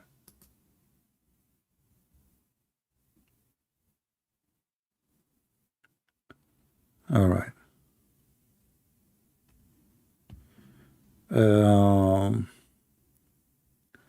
Nobody. The only one is texting me is the Christians. Where is the Muslims? Mayday, Mayday, Mayday. By the way, I did not drink wine for a long time, but I don't even have wine at home. I want to make an experiment to see if Ibn Jawzi and Muhammad are telling the truth. I will say shahada and I will drink wine. And then I will see when Allah will transform me into a pig or a monkey. I mean, all the Muslims in the world who they are drinking, dancing, Saudi Arabia, everywhere, Allah until now, He did not make one of them a monkey or a donkey head or make the earth swallow them. Why? My friend, why? Something fishy, my friend.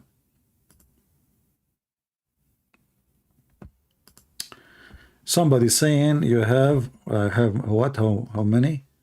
I have 100,000 subscribers. I don't think they are 100 yet, are they? No, it's 999. Look. Brother, I am like Allah now, 99.9. Like how many people vote for Prophet Muhammad in Mecca? 99.9999. Saddam Hussein, 999.999. Assad, 99.99. All of them, they love them. What about the King of Morocco? 99.999. Okay, the King of Jordan, 99.999999. What about the King of Saudi Arabia? I mean, everything is. So look, 99,900, which means we have, you know, when they say 900, doesn't mean really 9. I mean, doesn't mean we have 100 left. It might be maybe one or two names to become 100,000, because they count until they pass the second 100, then the number will flip.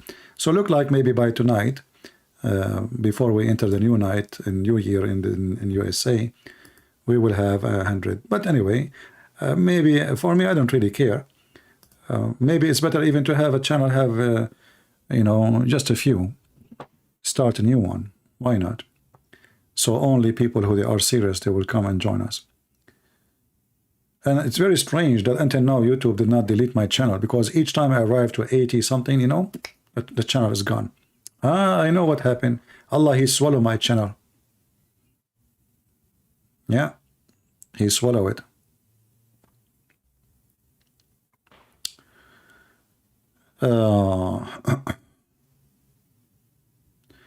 No, you do not need 900 like. You need 900 like. Okay, I thought subscribers. We need only 100, less than 100 subscribers, and we will pass the 100. But I mean, it's not really important. The important is about how many people really they care for what we do, because number doesn't mean anything, you know. Actually, most of people who have big numbers are the liars, the scammers, the deceivers, the one who, you know, how to, like this guy Andrew Tate, you know. I mean, look how many people they like him and etc. But this guy is an idiot, literally.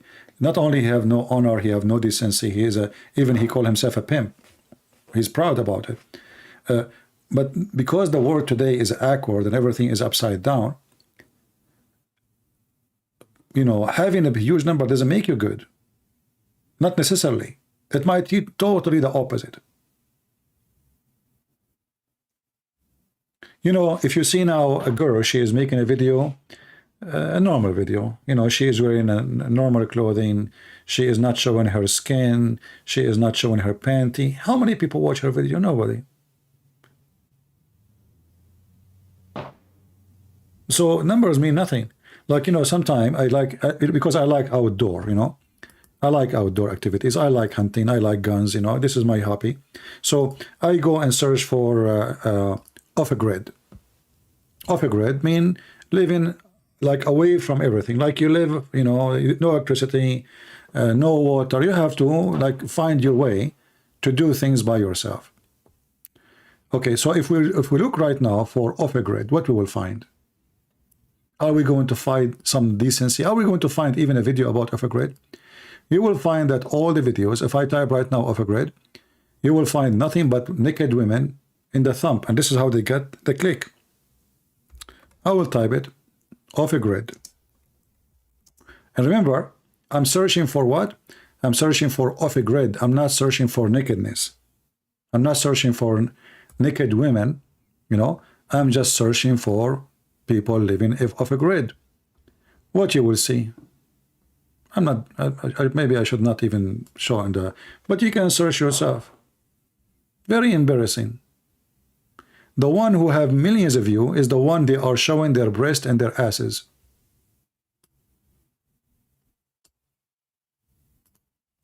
If I put the camera on that thing, you will see the woman is almost naked. 1.1 million off a grid. This one is the same. 1.1. 1.3.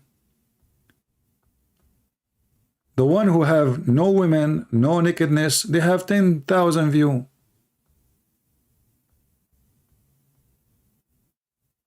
Two weeks ago, 316,000. What happened here? What she did? Well, she is wearing, she have no top. You know? So when you talk about decency, obviously there's a lot of people, they have no decency and they have a huge numbers of subscribers.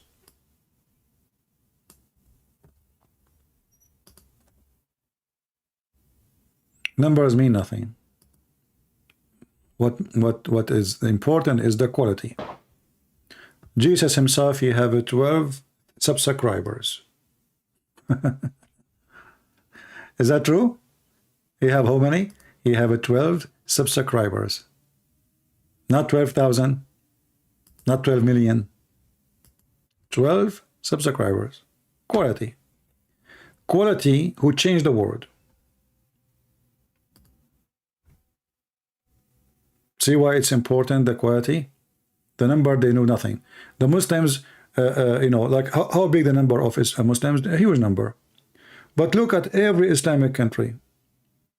No quality. No quality of life, no quality of a human right, no quality even of intelligence. There is zero quality.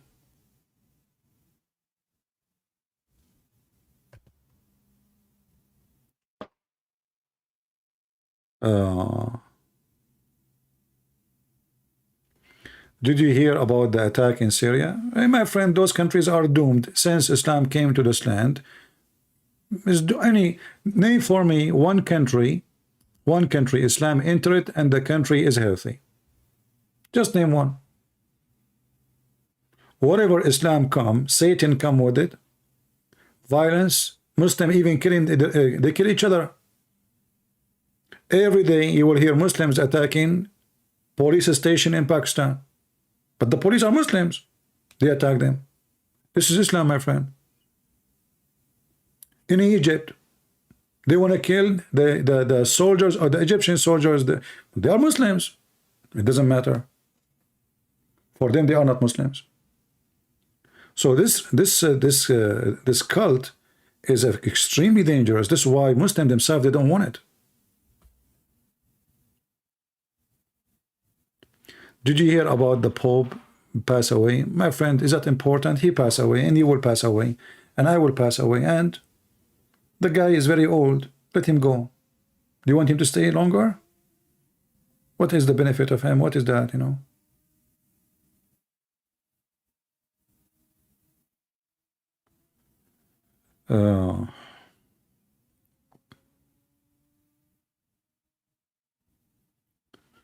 Yeah, I know the Muslim, they will praise ISIS, but the Muslim themselves, when ISIS rule on them, they don't praise them.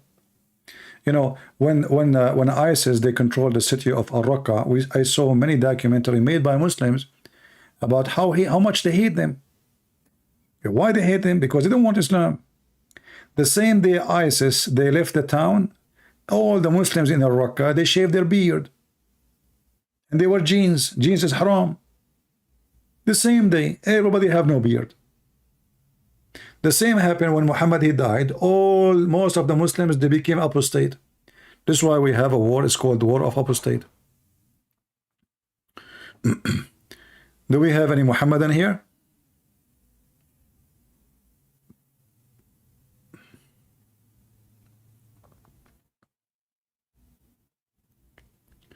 What I hope for this year? Yeah, I don't know. I mean, the most thing I hope for, peace in Ukraine. I pray that the Lord, he will bring peace to all countries in the world, even Muslim countries. You know, the Lord, he bless the one, they are peacemakers. War is evil, ugly. Doesn't matter who you fight who and who's fighting who. We pray that people will, children, they will have families. They will have parents. Until now, children don't have parents. Look at the children's TikTok. We have TikTok generation. You know, they don't even learn anything from school. Schools today has become a joke. You have to work in your own children to teach them. So I pray that the father, the parents, they deserve to be fathers. You see, I support. You know, you see people, they say, we don't support like birth control. I think birth control is good for somebody is stupid. He don't deserve to have a parent, children. If a person is not qualified to have a children, what will happen? The father he smoke, the father he take drugs, the mother she is drunk. They go to the bar. The children are lost. The children are criminals. So I pray that people will seek education and stop being just living like animals, just eating and poo-poo, and drinking and smoking. Life for them is just a big TV, big screen TV, a nice meal, and a vacation and party. And then we see the whole world is collapsing. So I don't have really a prayer for myself. I don't want anything for myself. I pray just for peace in Ukraine. I pray that the stupid Putin, he will stop killing Christians from both sides.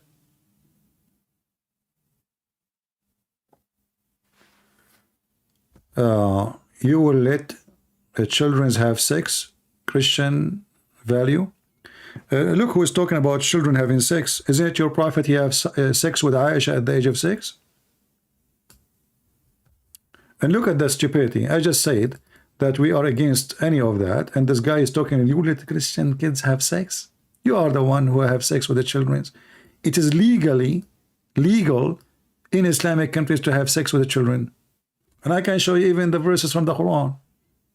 Why you don't call me potato? So, are you saying to me that you don't like your prophet, who if he come to my country, he will be arrested for having sex with minor. Not only she is minor, she is 5 years old in our calendar, 6 years in your calendar. I mean, look who is talking. You see, one thing about the Muslims, they speak about honor, dignity, value, but they have none. Call me and tell me can I suckle your mom breast? Halal. Here we go. I can show you the Prophet. He says suckle him. Can I suckle your wife breast? Value, value, you know, people of value. Is it true if you divorce your wife 3 times, you have to call me to sleep with her so you can have her back? Is that true, Mr. Value? Is it true in the Middle East they have an office, it's called donkey office, muhallil?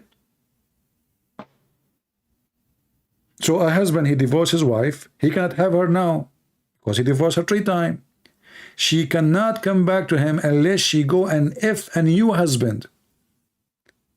So there's a guy, he will marry your wife to F her so you can have her back. Value. Religion of value, brother. I mean, this religion is full of value. You are dripping value.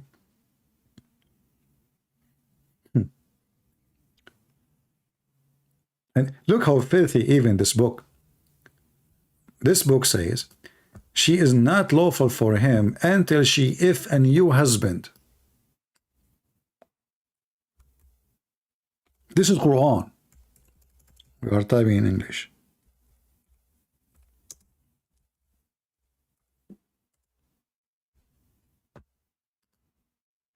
Have you ever heard? Oh look, it came in Indonesian language. Aman Rabbi, Aman. Let me read it for you in Indonesian. It's my destiny. Allah, He made my destiny to speak Indonesian today. Okay, comedian. It's a comedian religion. Exactly. I mean, take a beer. Allah, He chose the right word for the verse. Comedian. Okay, how come it's not twice like usually orange? Comedian. Jika si sawami mentalakanaya sasaduda talak yang kedua maka permawon itu please don't say itu. I'm very sensitive with itu. Leave itu alone. You know? I mean, just please don't speak dirty. Itu. And who is this translator? Okay, and not only he say itu, he say itu tidak lagi halal. That's deep. So if you divorce her, she cannot be halal for him, which means lawful for him, until she go and find a new boom boom guy. He take her to the bedroom, he take off her panty, he do the boom boom, and now she is ready to go back to the previous husband. Is that what called vagina recycling, Muslims? I mean, what happened here exactly? Are you recycling the vagina? So the guy, he divorced her, now he cannot use her again. So she have to go and do what? Hold on. Tidak laki halal bigyana hinga dia. Dia? No way. Dia, she did that? You know what, guys? Dia? I know Dia. You don't even get close to this woman. Dia is very, very scary. You know? I mean, Dia, when she go to the nightclub, she do a lot of Dia stuff. Dia here, Dia there, Dia everywhere. So Dia, Kawin, yeah. I mean, like she will become a queen of sex, you know, like queen. Yeah. I hope you like my translation. The Nagan Sawami, is that like tsunami? Okay. Young, man, young. I'm young. You know, I convinced myself. I changed the mirror. I brought a new mirror, which make me look really totally different. You know, it's a magical mirror, like mirror. You know, I speak to her, the mirror, and you know, I'm the only young one in the world. Young line comedian. I mean, again, comedian. Come on. I mean, how many comedians? One comedian is enough. Jika tsunami. I mean, we just said that here, man. Why you are repeating the same thing? It's not your fault. Allah, he keep repeating himself. Suwami mean husband? Okay, not me then. This is not me. Suwami, guys. I'm not Suwami. I'm Suwami. Okay? I am Suwami. Like I'm single, you know? Yeah. I don't know. It sounds like salami or something. I don't know. But anyway, I like this language. You know, I think if I go to Indonesia, I will learn Indonesian. I wanted to learn actually, but I have no time. The only way to go and to learn actually, if I go to Indonesia, right away when I arrive to Indonesia, I will go to nightclub. There we will talk a lot. You know, I go with the girls, and those girls they start teaching me Indonesian. Like, you know, the first word they will teach me beer, you know, and then halal beer. I will tell them I want halal beer. You know, you know, we are conservative Muslims. Yeah.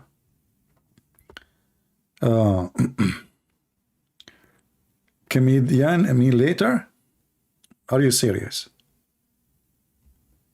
So comedian mean later. I mean, what kind of translation it says? In Arabic it says in فَإِن طَلَّقَ. If, what this later? So he's saying like if later he divorced her? What the heck?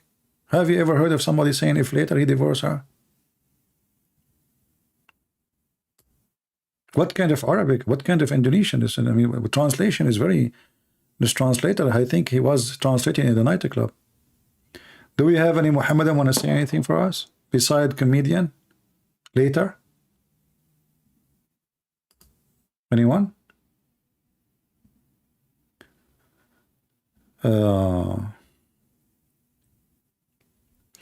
right, happy for you.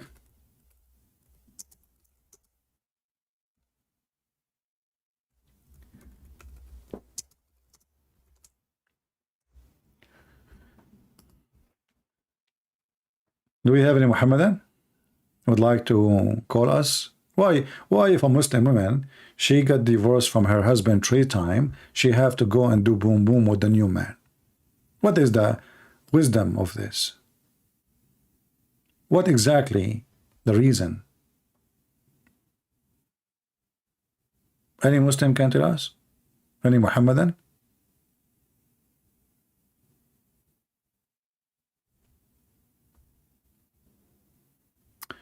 When you come to Indonesia, you have to come to Pancake Begar, which is a Muta paradise. No, you know, I've been in many Asian countries. You know, in Thailand, I went to the street, it's called the Walking Street, you know, just, I wanted to record actually. But then I noticed that those, I mean, they are shy, you know. The second they see the camera on my hand, they hide their faces. So I said, you know what, you know, I stayed there for 20 minutes and I got disgusted and I went back. So you know, everybody go, you know, you go to countries, the country have bad and good, you know. So in Indonesia, I believe there is a lot of wonderful people, decent people, and there's people who they are lousy, they don't care, you know, sleep around, you know. This is the case everywhere in the world. And especially if you know, the best place to know how much people have decency is to give them freedom. If there's no freedom, you will not know. If everybody is forced to act as a believer, you will not know who is a believer or not. Just give a freedom and you will see. Just tell them you do not need to wear a panty, and then you will know who wear panty because he think it's right and who don't want it because he think it's wrong. Freedom, my friend. Yeah. Actually, I like Thailand because it's the cheapest for vacation, you know. So I wrote my book, Section Allah. I wrote it when I was in Thailand. I wake up early around like maybe 5:30 in the morning. I make my coffee. I was staying in a house just right in the beach. I love it really. By noontime it get hot, so I go back to my room. So I sit outside in they have like a yard balcony, and I'm writing. I finished my book in a few weeks, the whole book. So having such a place, it's a blessing. You can concentrate, you can enjoy it, and it was quiet. There's nobody, you know. It's not like a beach or a lot of crowd people. I took an area which is really isolated. There's nobody. But everyone, he goes to a place for his own reason. So some people, they go for prostitution. Some people, they go to do drugs. Some people, they go to see the beautiful nature. Everyone goes where he belongs.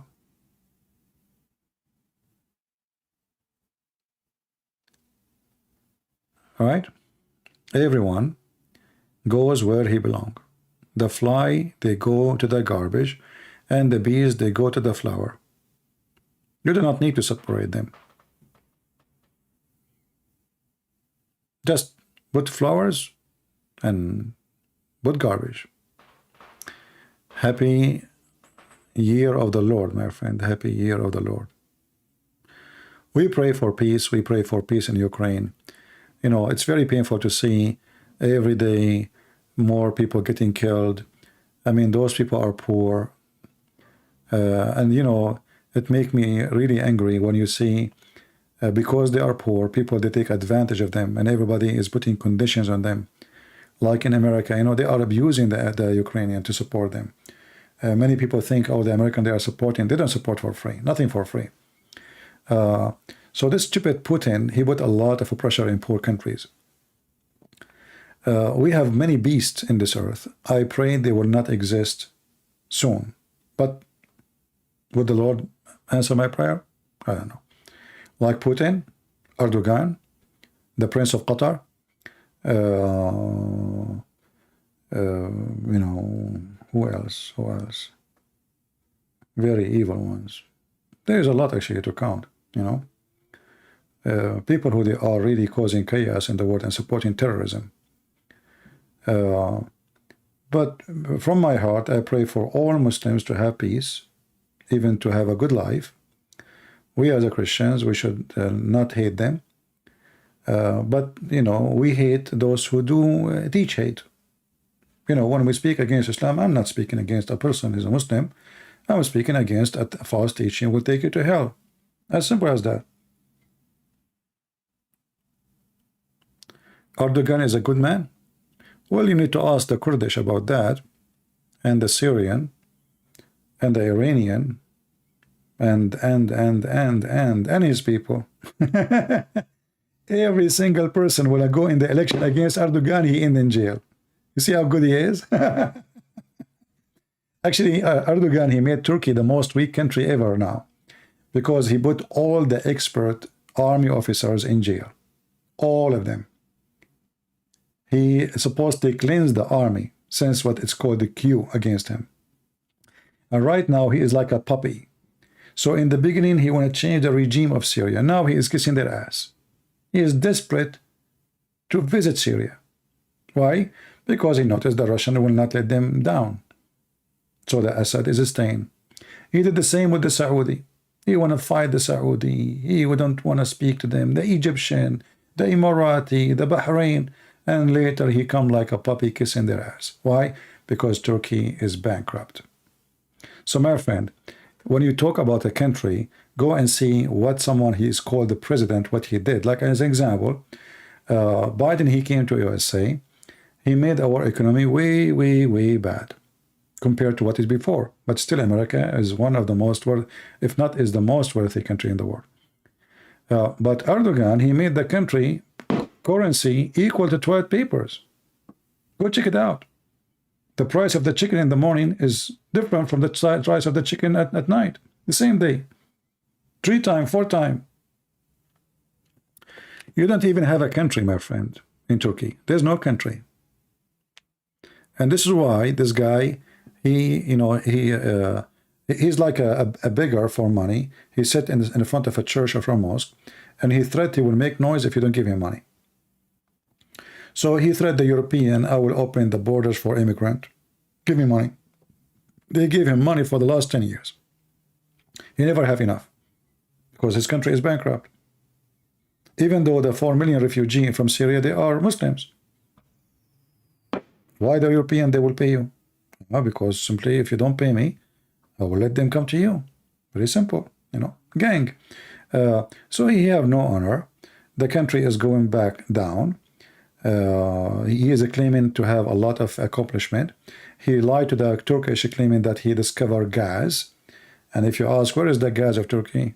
People are laughing. You know, all Muslim leaders, they claim a lot of things, especially in those poor countries, to calm down the population.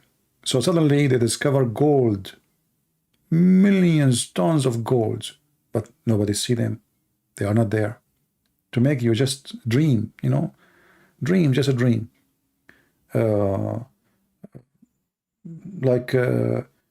Always there's discovery somewhere, always. But those countries never get rich, and we don't see what they discover.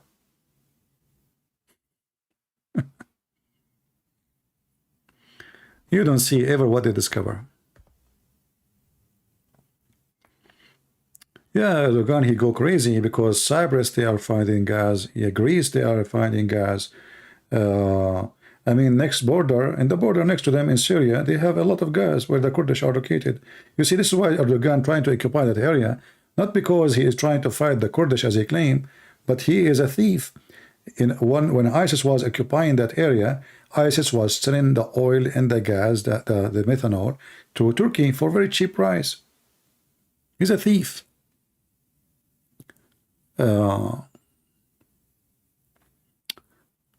Anyway, I believe that everyone, he will go where he belongs, and the Lord will punish all those criminals sooner or later. Anyone, he have a blood of innocent people in his hand, he will pay sooner or later. You know, some people think that, okay, when God is going to punish those people, he will. Trust me. Those people themselves, they will never be happy in their life too. And they will die a horrible death.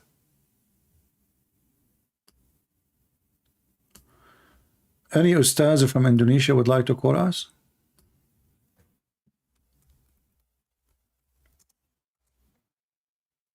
Do we have people now from Indonesia, or they are asleep? I guess they are not awake right now, right? Are they awake? Where is the ustaz? The Muslim, they are asking kids to answer me. Aren't you afraid that Allah will make your head the head of a donkey? Do you think Trump will win in the coming election? I don't want Trump to win in the coming election. I mean, you see, the last year I discovered how stupid this idiot man is. And I lost respect for him. I mean, can you believe it that he paid tax $750? Can you believe it in the last year he have zero tax? Zero? Do you know how much tax I pay? So the poor me, I pay a lot of tax, and the billionaire Trump, he paid nothing. They are just, scumbags. And this guy, he invite people who they are anti-black people, racist. They hate the Jews. They hate Israel. In the same time, he invites stupid people like Key West, whatever, Kardashian. I mean, look who he associates himself with. Who? He's mentally ill. He's not stable. So I lost my respect to him, especially what he did in the last year. I mean, this guy is really an idiot. After he lost the election, he started doing stupid things. Like, as an example, right away, he told people to go and attack the Congress. And then, after they went, he washed his hand from all what happened. You see, people, they trusted him. He is the one who told them it's in TV. When they went there, he don't know them. He have no idea. When he was a president, he was burdening who? The rich ones, his friends, Very Biden, Trump, all is the same garbage, my friend. We want somebody is smart, somebody is decent. Those are just businessmen. They are just businessmen.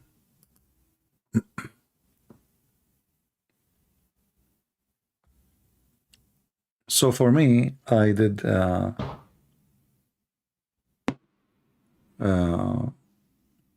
I lost my respect for this man. And I lost my respect for him actually. From the beginning, I noticed something fishy about him since he started having his daughter. I mean, his daughter is a fashion designer. Suddenly, she became an expert in politics. I mean, what is education? Her education.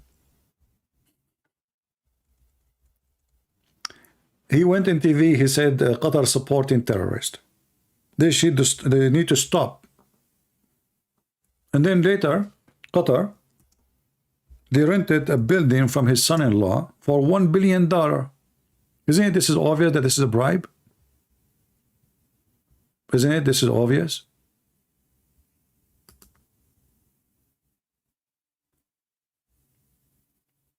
We have a Muslim, his name is Aziz Ali, and he is laughing at the Trinity. Hey Aziz, why you don't call me my friend so we can talk about the Trinity? What if I show you that your prophet, he worshipped the Trinity? Isn't it Allah is based on number 3, and even he have 3 daughters?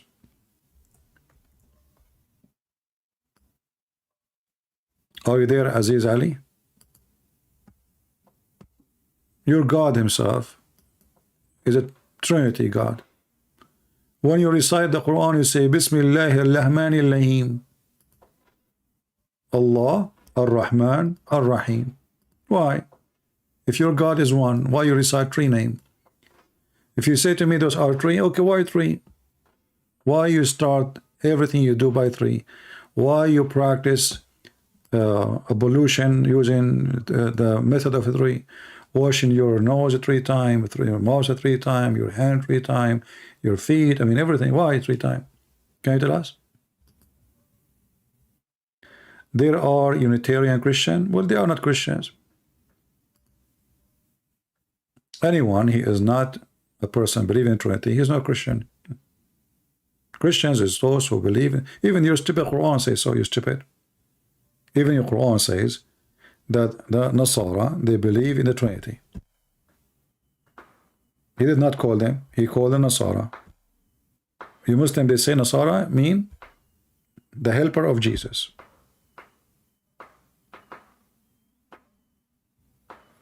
So you are being an idiot. Do we have any Muhammadan there to call us?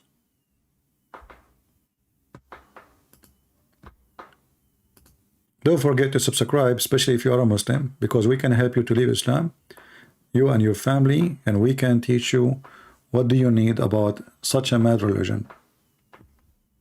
Why, if you divorce your wife 3 times, she have to go and F a new husband?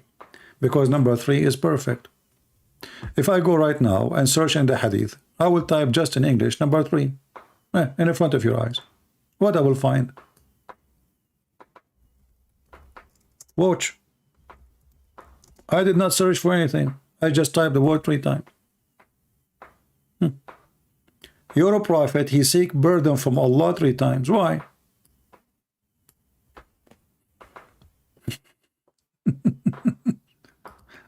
Isn't this embarrassing? Why? I changed the Muslim to tell me why 3 times. What about 4? What about 5? Please Allah forgive me. Please Allah forgive me. Please Allah forgive me. When your prophet do ablution, what he do? He wash his hand 3 times, his mouth 3 times, his nose 3 times, his feet 3 times. And what's wrong with you? Mr. 3 times. Do you see it? This is your God. 3 times, 3 times, 3 times, 3 times, 3 times, 3 times, 3 times. Even when he say Assalamu alaikum, he say Assalamu alaikum 3 times. So who is the one who followed the Trinity? If you ask you why you 3, you will say 3 is a perfection number. So your prayer cannot be perfect unless you have a perfect cleansing. What make it clean? 3 times. It's in front of you. If you do it once, it's not fine. If you do it 5, it's not right. Even the Quran says you pray 3 times, not 5 times. There's nowhere in the Quran says you pray 5 times.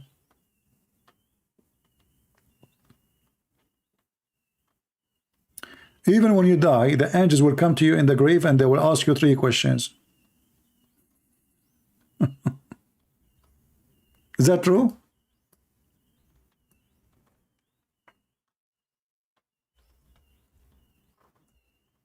Muslim, is that true?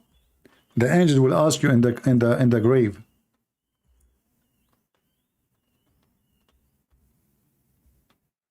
Let us see. 3 questions.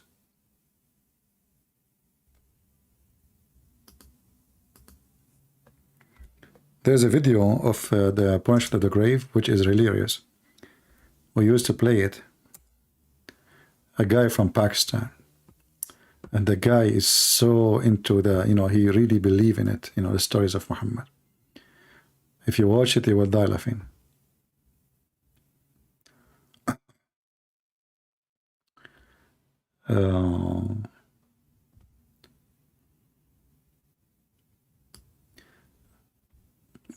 Just to show you how Muhammad even how he even mentioned the punishment. Why people are punished for?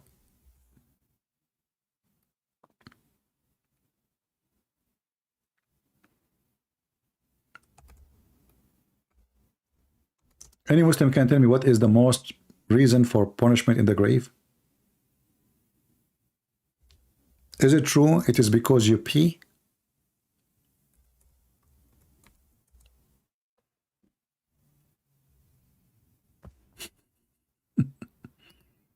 Is that true? That Allah will send angels to torture you because of your piss?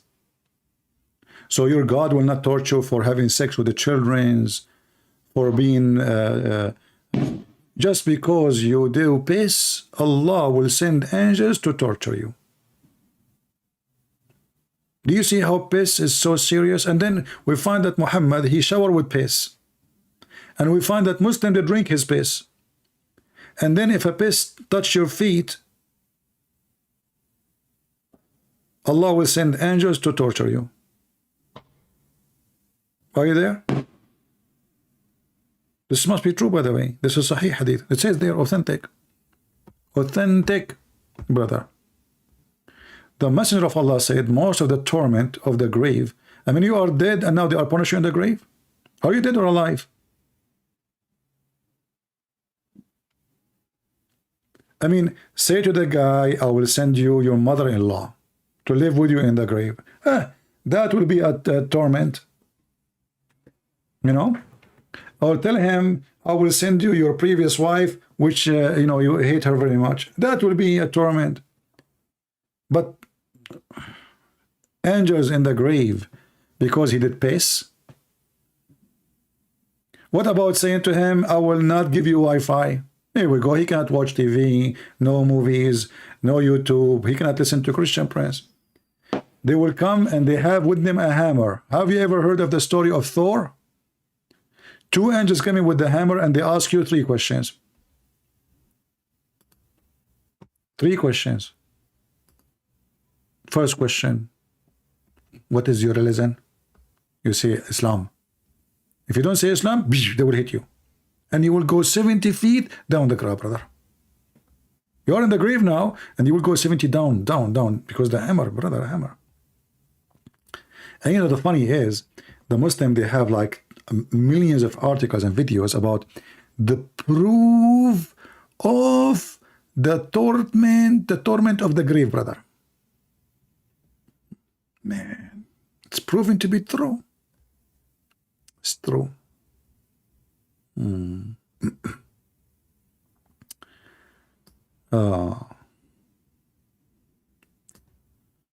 Let me see if I can find you this hadith. This is why I told them when I die, please just, I order already a helmet from Amazon, army helmet, because I know those angels will come to me. So I'm preparing for that, A helmet made in America is anti even bullet, so hammer won't do nothing. So, brother, look at this. Brother, the angels will hit you with the hammer and you will scream.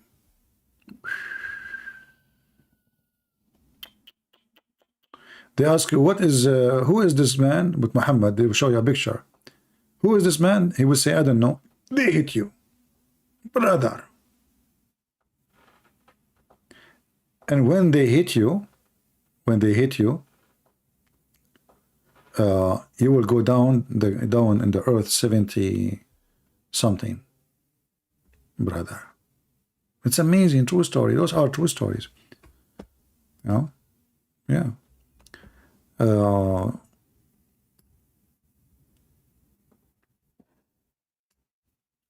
And yeah, and the one who is a Muslim, by the way, he will have a wide grave. Wide grave. The one who is not a Muslim, Allah will make his grave so narrow. If you are a Muslim, your grave, Allah will make it 70 cubic by 70 cubic. But your parents, they dig only for you like 1 meter. Allah will dig it later and he will make it 70?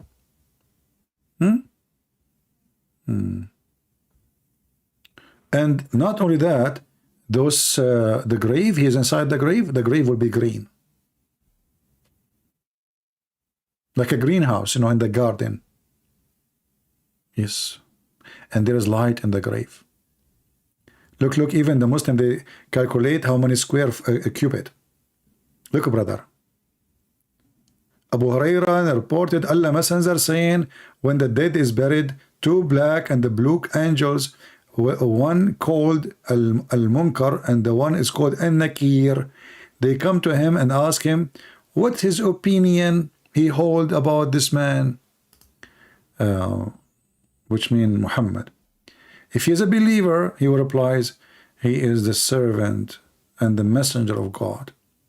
I testify there is no God but Allah, and no prophet but Muhammad. They will say, okay.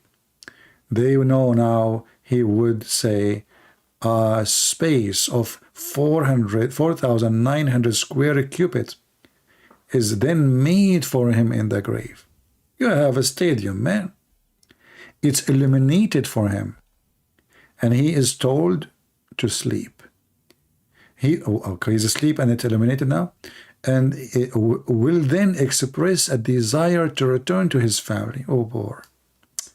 To tell them, he want to go and tell them how big his apartment and grave, but it will be told to sleep like one newly married.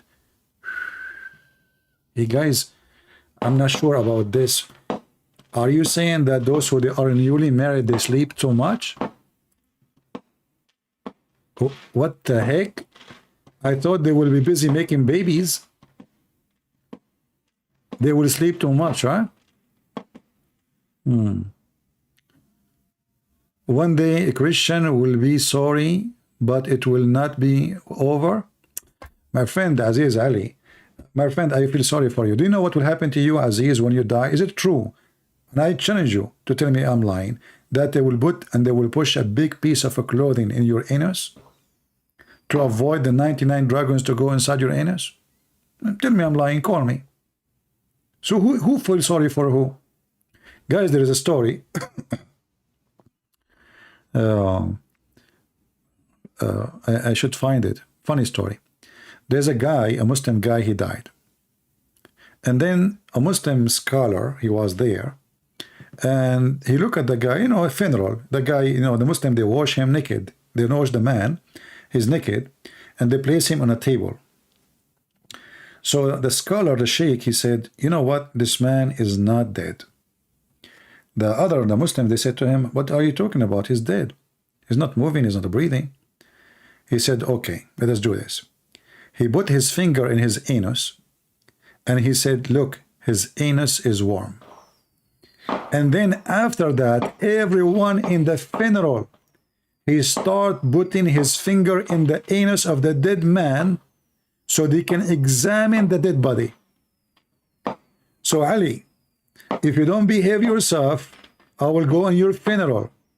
I will dress as an Arabian, and I speak Arab. As you know, I'm an Arab. And I will tell them, this guy is not dead. They will say, what are you talking about? Ali is dead. I say, no. And I will place my finger in your anus.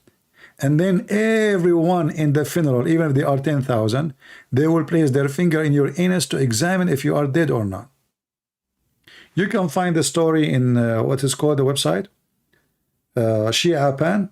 This is Shia website. You know, they are quoting too many references from the Muslims. This is not Shia story. This is Sunni story.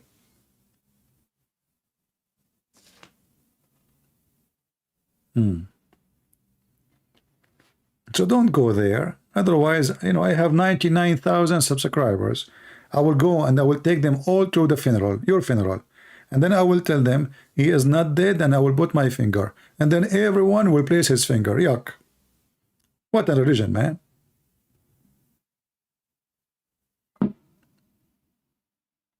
I mean, this is how you examine if the guy is dead.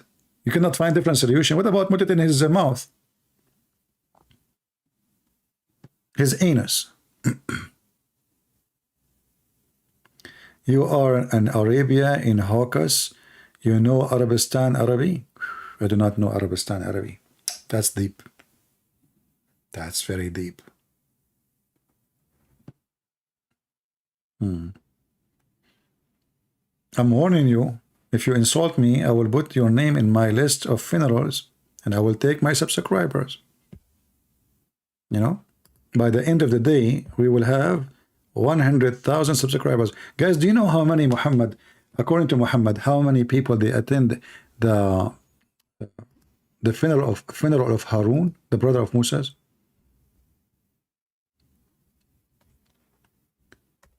Anyone knows?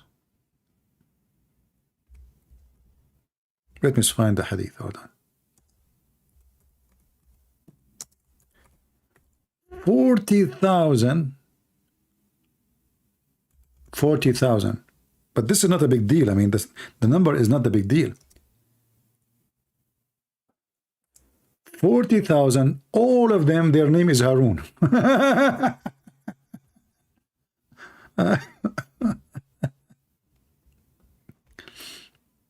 Oh boy. Let me see if I can find.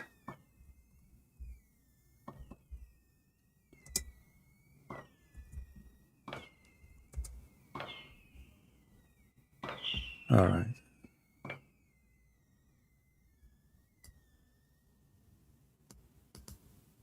Let's see if we can find this one in English. We can't find it in English. But we can find it in the tafsir.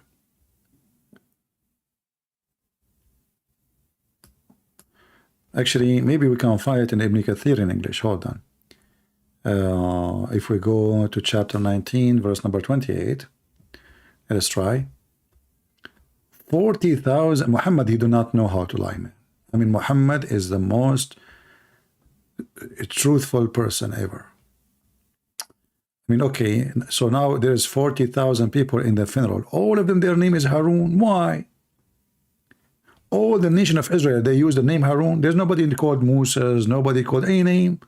Jack Shalom, nobody. Only Harun. Come on, Rabbi Aman. True story. Let us see if we can find it here in the translation.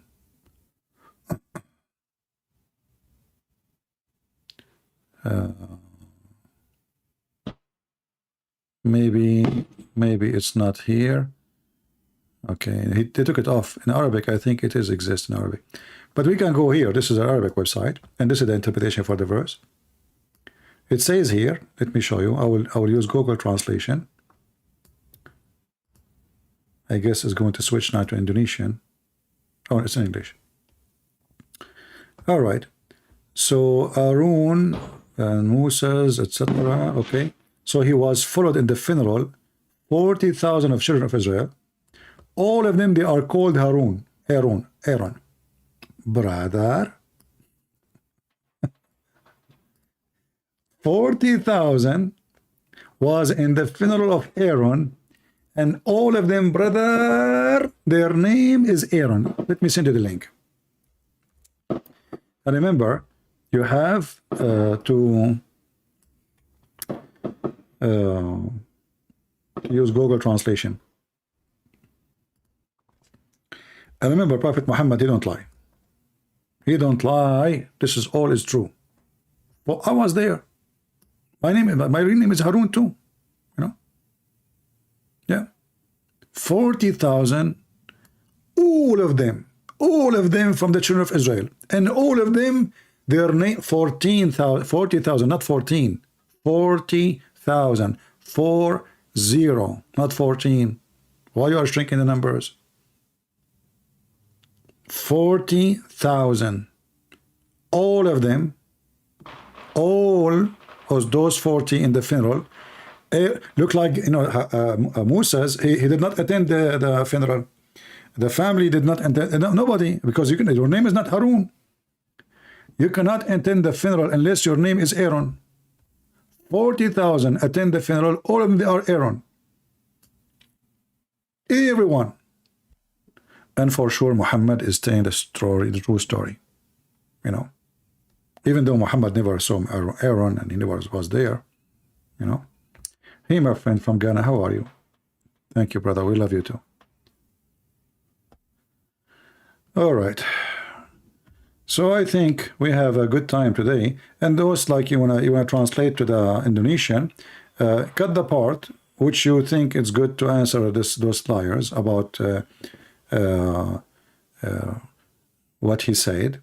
He said that it's mawquf, which means it's not from the Prophet, and later he mentioned himself the hadith, which is saying the Prophet said. He's stupid. And he said, you become a friend, and we showed you that the Muslims are using humility and force and sword. Because they are afraid of the sword, they are converting. Because they want to free themselves from slavery, they convert. Not because they believe in Islam. And I'm not going to stay, because soon it's going to go crazy here, you know, as you know. And when it go crazy here, it go crazy.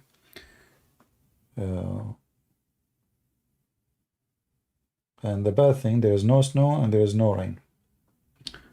Because, you know, those stupid people, when they do this firework, they can cause fire.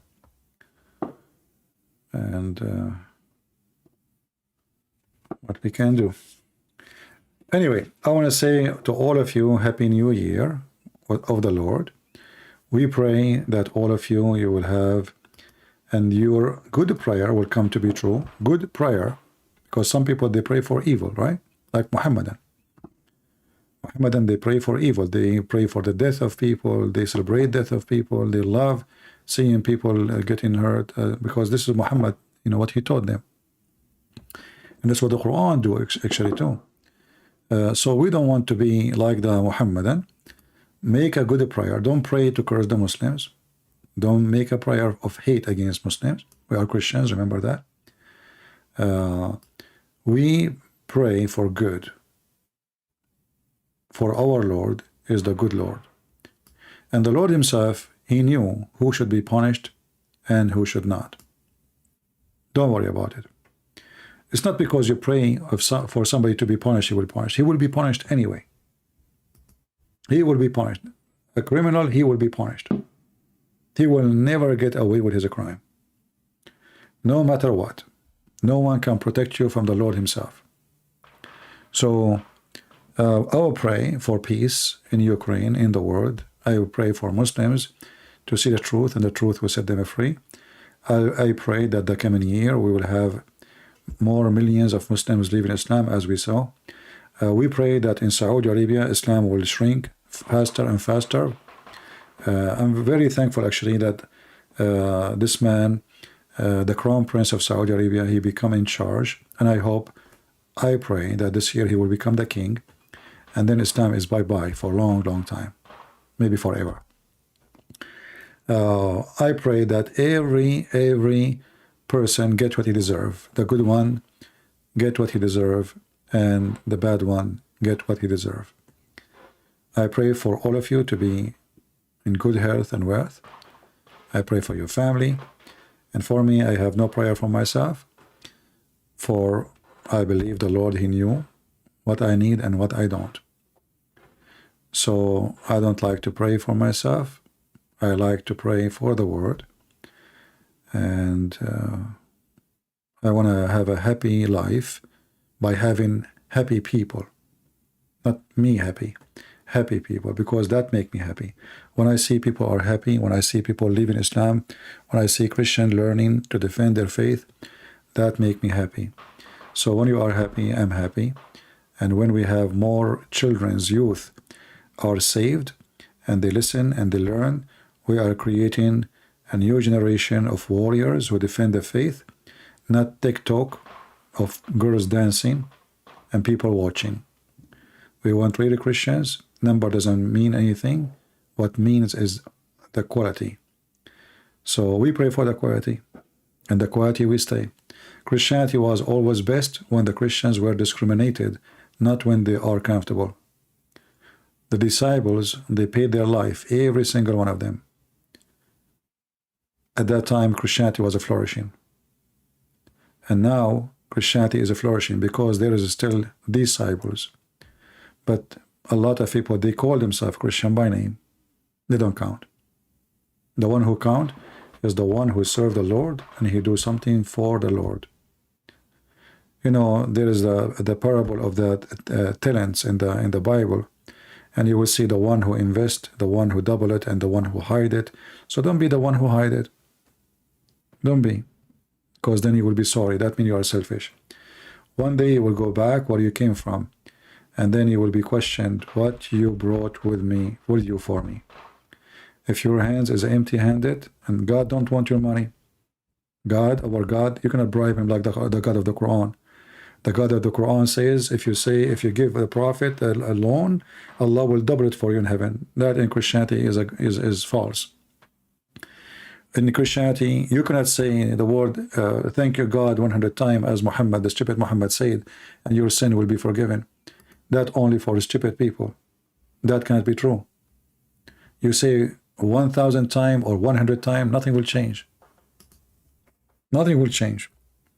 This Muhammad is making fun of you. Look at this. 100 times. All your sin is gone. Whoever recite this 100 times in the morning and in the evening will not be suppressed in the day of resurrection. So I can do sin all day long. But in the morning I will say it. Afternoon I will say it. And in very short 2 words. Subhanallah wa bihamdihi. 2 words. Say it in the morning. Say it before you sleep. 100 times. All your sin is gone. Same here. Different one. Different sentence. Choose any sentence you like. Say it 100 times. All your sin is gone. This is what Islam teach. Islam is satanic, because now I can go and do and commit all sin, and then at the end of the night I say those sentence and I'm good to go. I'm going to heaven guaranteed, according to Muhammad. So it's very stupid religion, and you have to have a brain of a child to believe in such a thing. But I believe there's a lot of people, they maybe in the beginning they are not educated.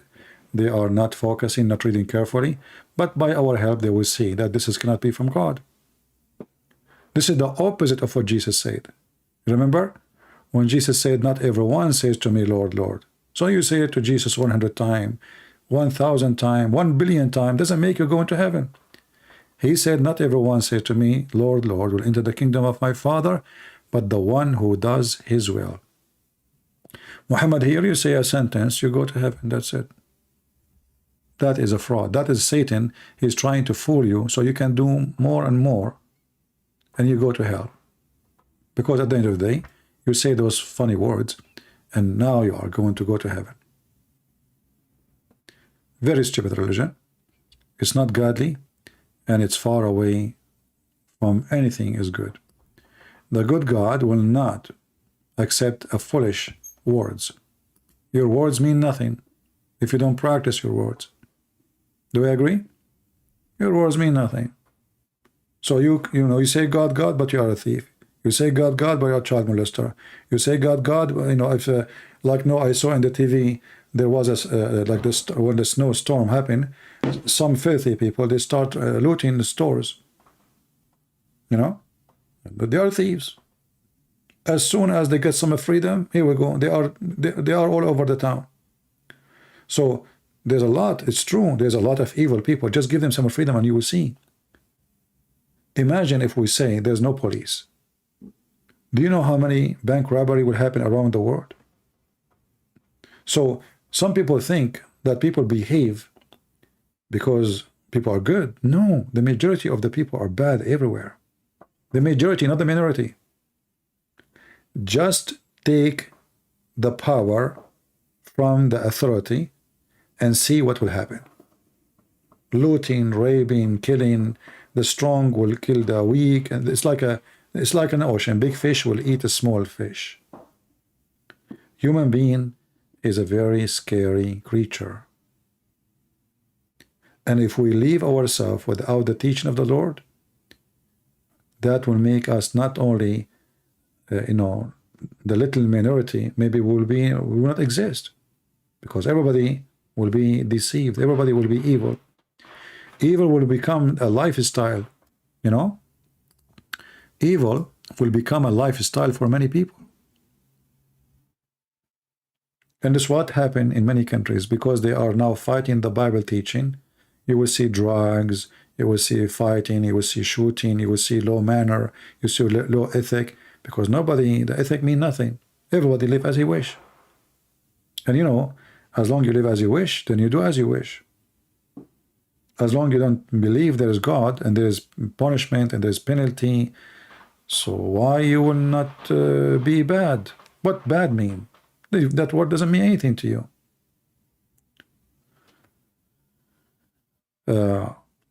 So having believer in Jesus is what makes society a good society.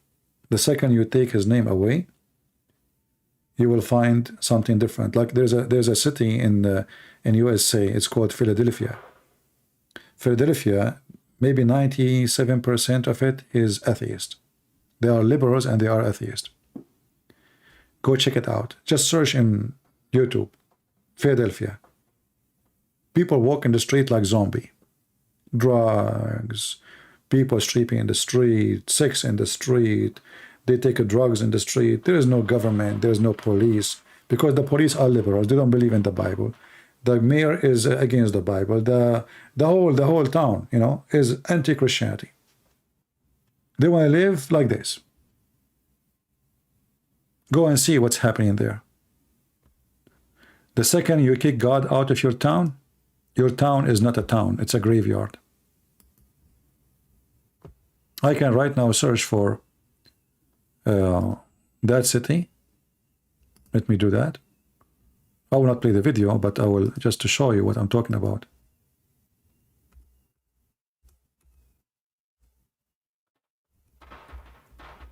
Very scary. Very, very scary. Oh, I'm typing in Arabic.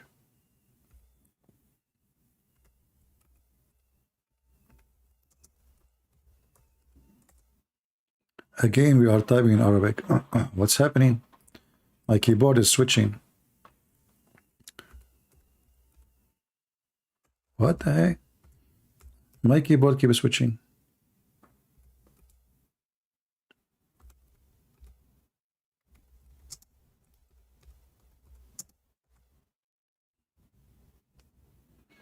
Guys, this is real. This is not, this is real. Look at this.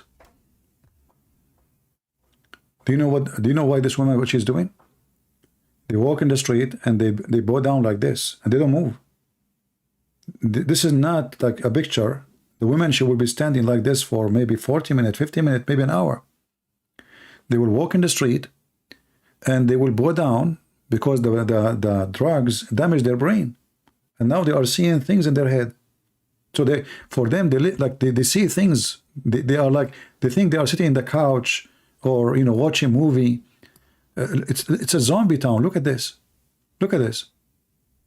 Look at this. Look. Look what this girl she is wearing. Look, naked. She is wearing panty. Walking on the street. Look at this guy. This is a town. This is a city. This is what happened when people they leave God. They don't want God. They hate God. This is what will happen to your children. If you don't teach your children the Bible, you and your children will end like this. Look, this is not a movie. This is real.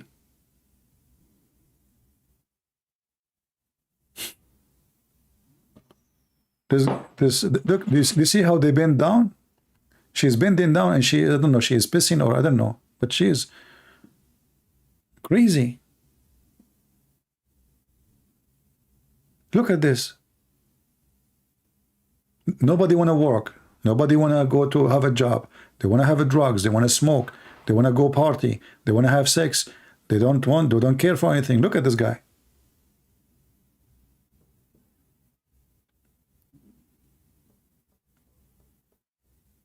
And not only that, do you know like how fast you get old when you take drugs?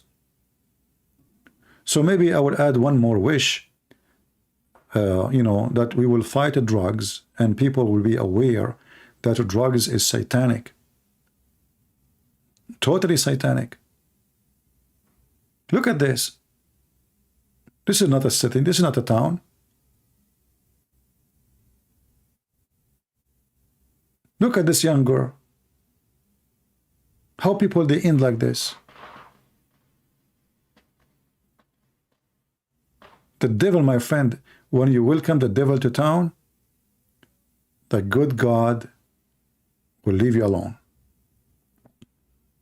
Because you choose him. You choose the devil.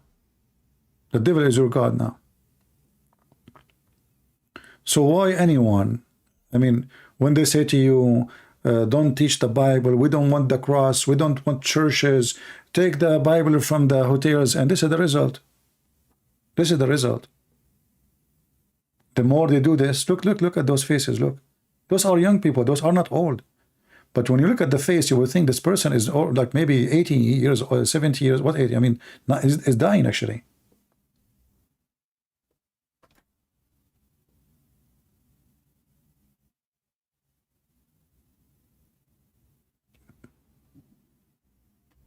Very disgusting, very scary.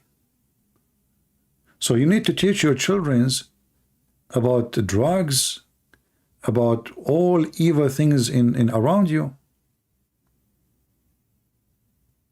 Islam is one kind of the drugs. It's very dangerous too. Because now you will think you are killing people to serve God. No different.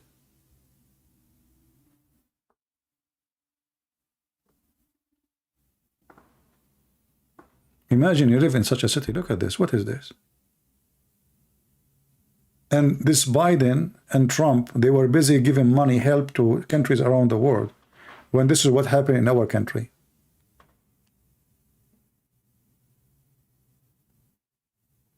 In the American TV, they are worried about women in Afghanistan, but they are not worried about their women here.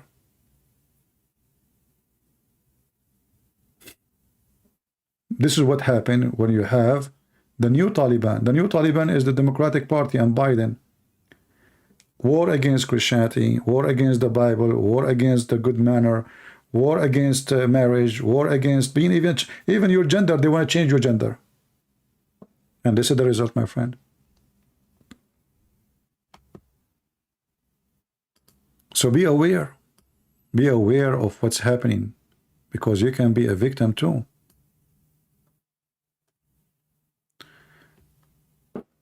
Your friend, he wanted to debate me. Well, my Skype is here, but I was going to go actually. Maybe next time, because you know, soon we will have a new year here and things will go crazy. I will not even be able to hear him. Shooting will start, firework will start, crazy stuff.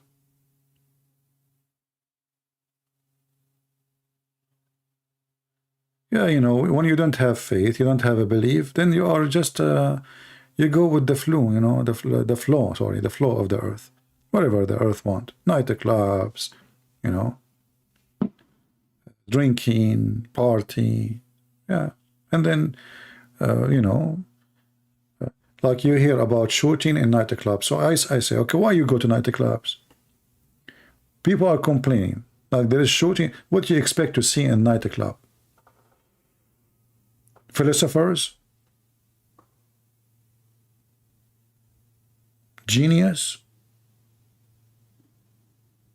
What exactly you expect? I mean, why you are surprised if there is people fighting in nightclub? This is the place where they sell drugs. This is the place where they recruit for drugs. This is where they have customers. And you are surprised why in nightclubs bad things happen? I never go. I will never go. Here we go. We have a big celebration I can go downtown. There's a, you know, even there's nothing wrong. I mean, there's no drugs there, but I will not go. Is it worth it? What is that for? Little shiny fire in the sky and you go crazy for it? What is that? And people scream, hey, what for? I mean, what is that? What exactly, what you accomplished, what you did? It's just, you know, human being is desperate for a change. And I find those people who they are searching for parties, they are just unhappy with their life. And then when they go to party, they get more sad. Because as soon as the party is over, they go back sad more now. Because it's over.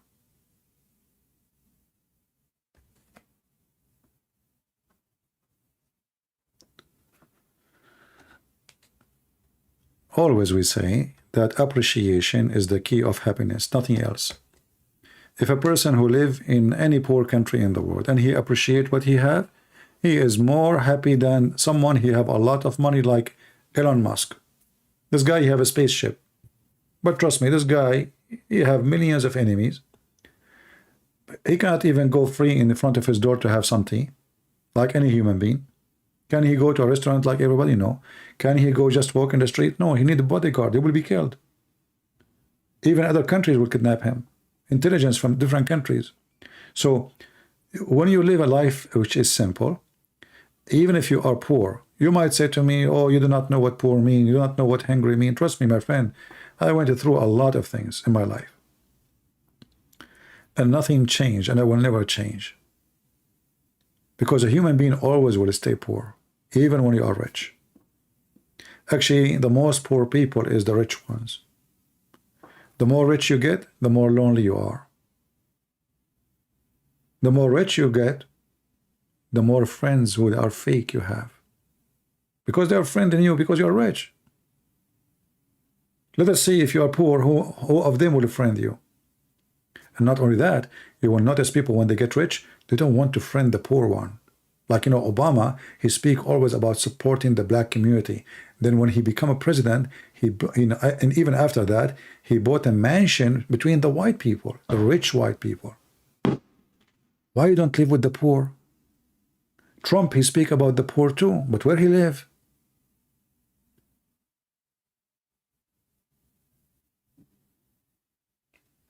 Right? Would you like to debate my atheist friend? Well, I can debate him, no problem. But I would debate an atheist about what? The guy he think he's a monkey. I have to give up. What I will debate about? Nothing. There's nothing really we can debate about with someone who think he's a monkey. He want to convince me that one day he used to be a frog or a mosquito. Okay, I will agree. Why I want to waste my time with somebody who's an atheist?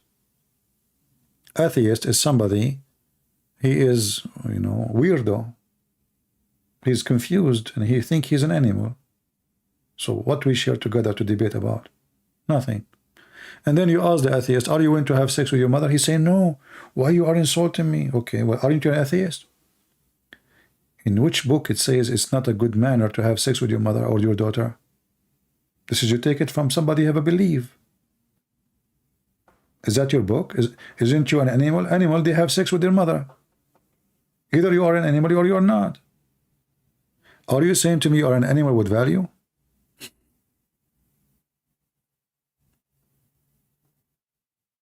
You know what I mean? So when you say you are an animal, okay, where your value is coming from? Animal do what animal do. Have you ever heard of a donkey? He have honor. Have you ever heard of a donkey? He will not have sex with his mother. Have you ever heard of a dog? He see his mother naked, so he close his eyes. So atheist, talking to them is a waste of time. In one hand, they speak of intelligence. On the other hand, their reasoning is stupid.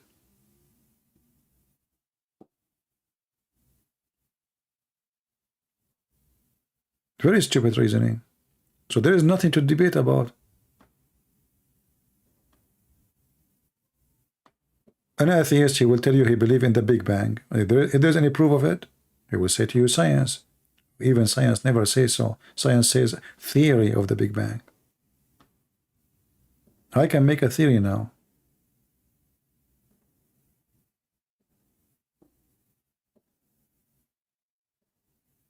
So always when you debate, you have to ask yourself, what is the, we will debate about what?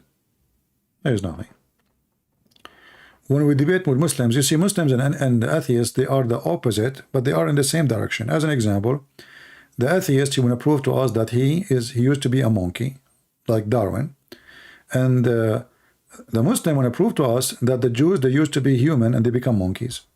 Allah, he cursed them because they fish in Saturday.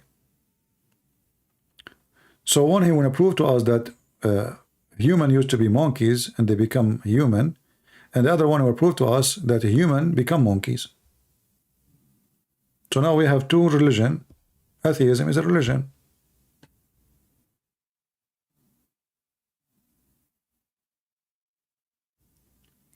Well, if there is an atheist here, he can contact me, no problem. I will talk to him for like 15-20 minutes.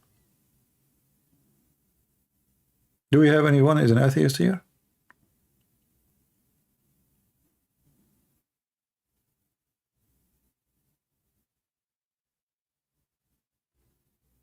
Actually, once I was debating an atheist, I lost my debate right away. After 2 seconds, he asked me a question. I wasn't expecting the question. He said, the Christian Prince, be honest, do you like banana? So I said, yeah. You know, he said, see, here we go. I proved that all of us, originally, we are monkeys. Do you like banana? As long as you eat banana, and you like banana, and monkeys like banana, obviously we have the same roots. Very simple. Once a person, he said to me, do you like chocolate? I said, no. He said, see, he's racist. He don't like brown color. So when you debate with somebody, you have to debate with somebody have the quality of a brain. Quality of a brain.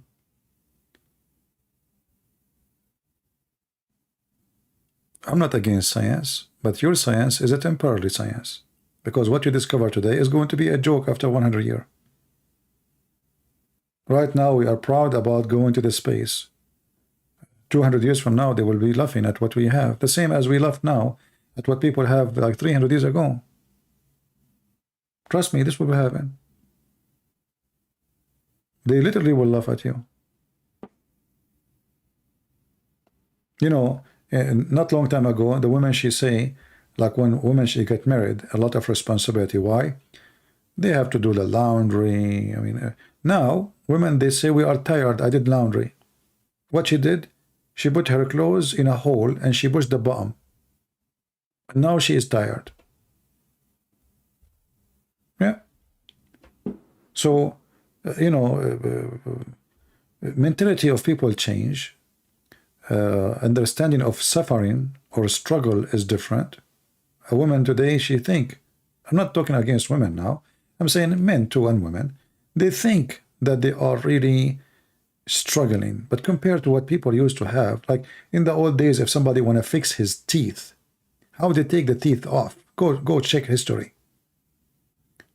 And now you speak about going to the dentist, of how painful it is. Now, after all the medication, and so the understanding of a struggle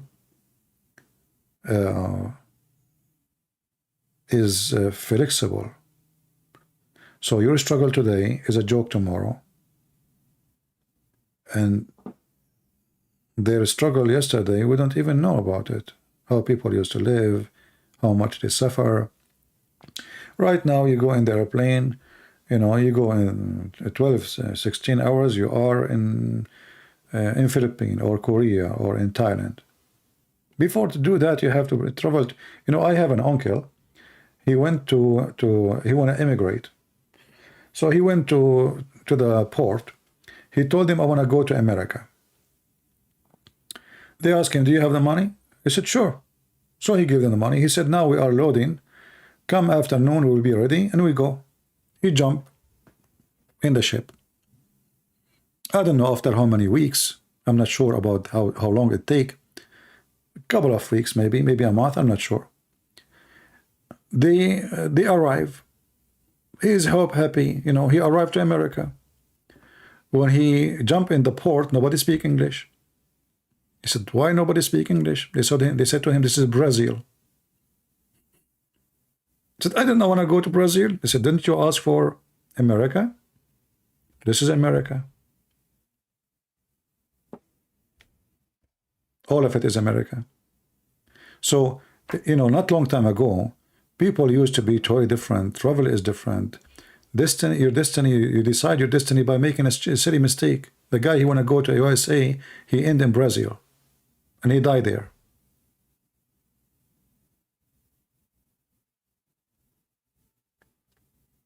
So life is different, understanding is different, you know, be aware of things is different. And, you know, like now we are going backward, actually. Instead of being smarter, we are going more dumb and stupid. Drugs, the people are confused about their gender. They don't know who is the male, who is the female. They are busy about, should we mix the bathroom? I mean, look what they are busy about. I mean, very silly, very stupid. You know, this is what atheism is about. They don't want your daughter to say, I'm a girl. Don't want your son to say, I'm a boy. And even some places, they are giving children's some hormone to change their gender. So, you know, human beings are really suffering from a lot of problems. Somebody saying, can a Christian cause? Okay, guys, I can come back if you want me to come back. I have no problem. I will rest for a little bit. How many people want me to come back? Because I just want to like avoid the noise time. You know? Because soon it's going to go crazy here. I'm just trying to avoid it. I can, you know what, maybe I should come tomorrow. Enough for today, isn't it? Don't you have enough? Aren't you bored listening to me? 15 minutes? Are you kidding me? You want to give me excuse for thank you? You know, they told me you can go for 15 minutes and come back. Thank you, I appreciate 15 minutes, the whole 15 minutes for me.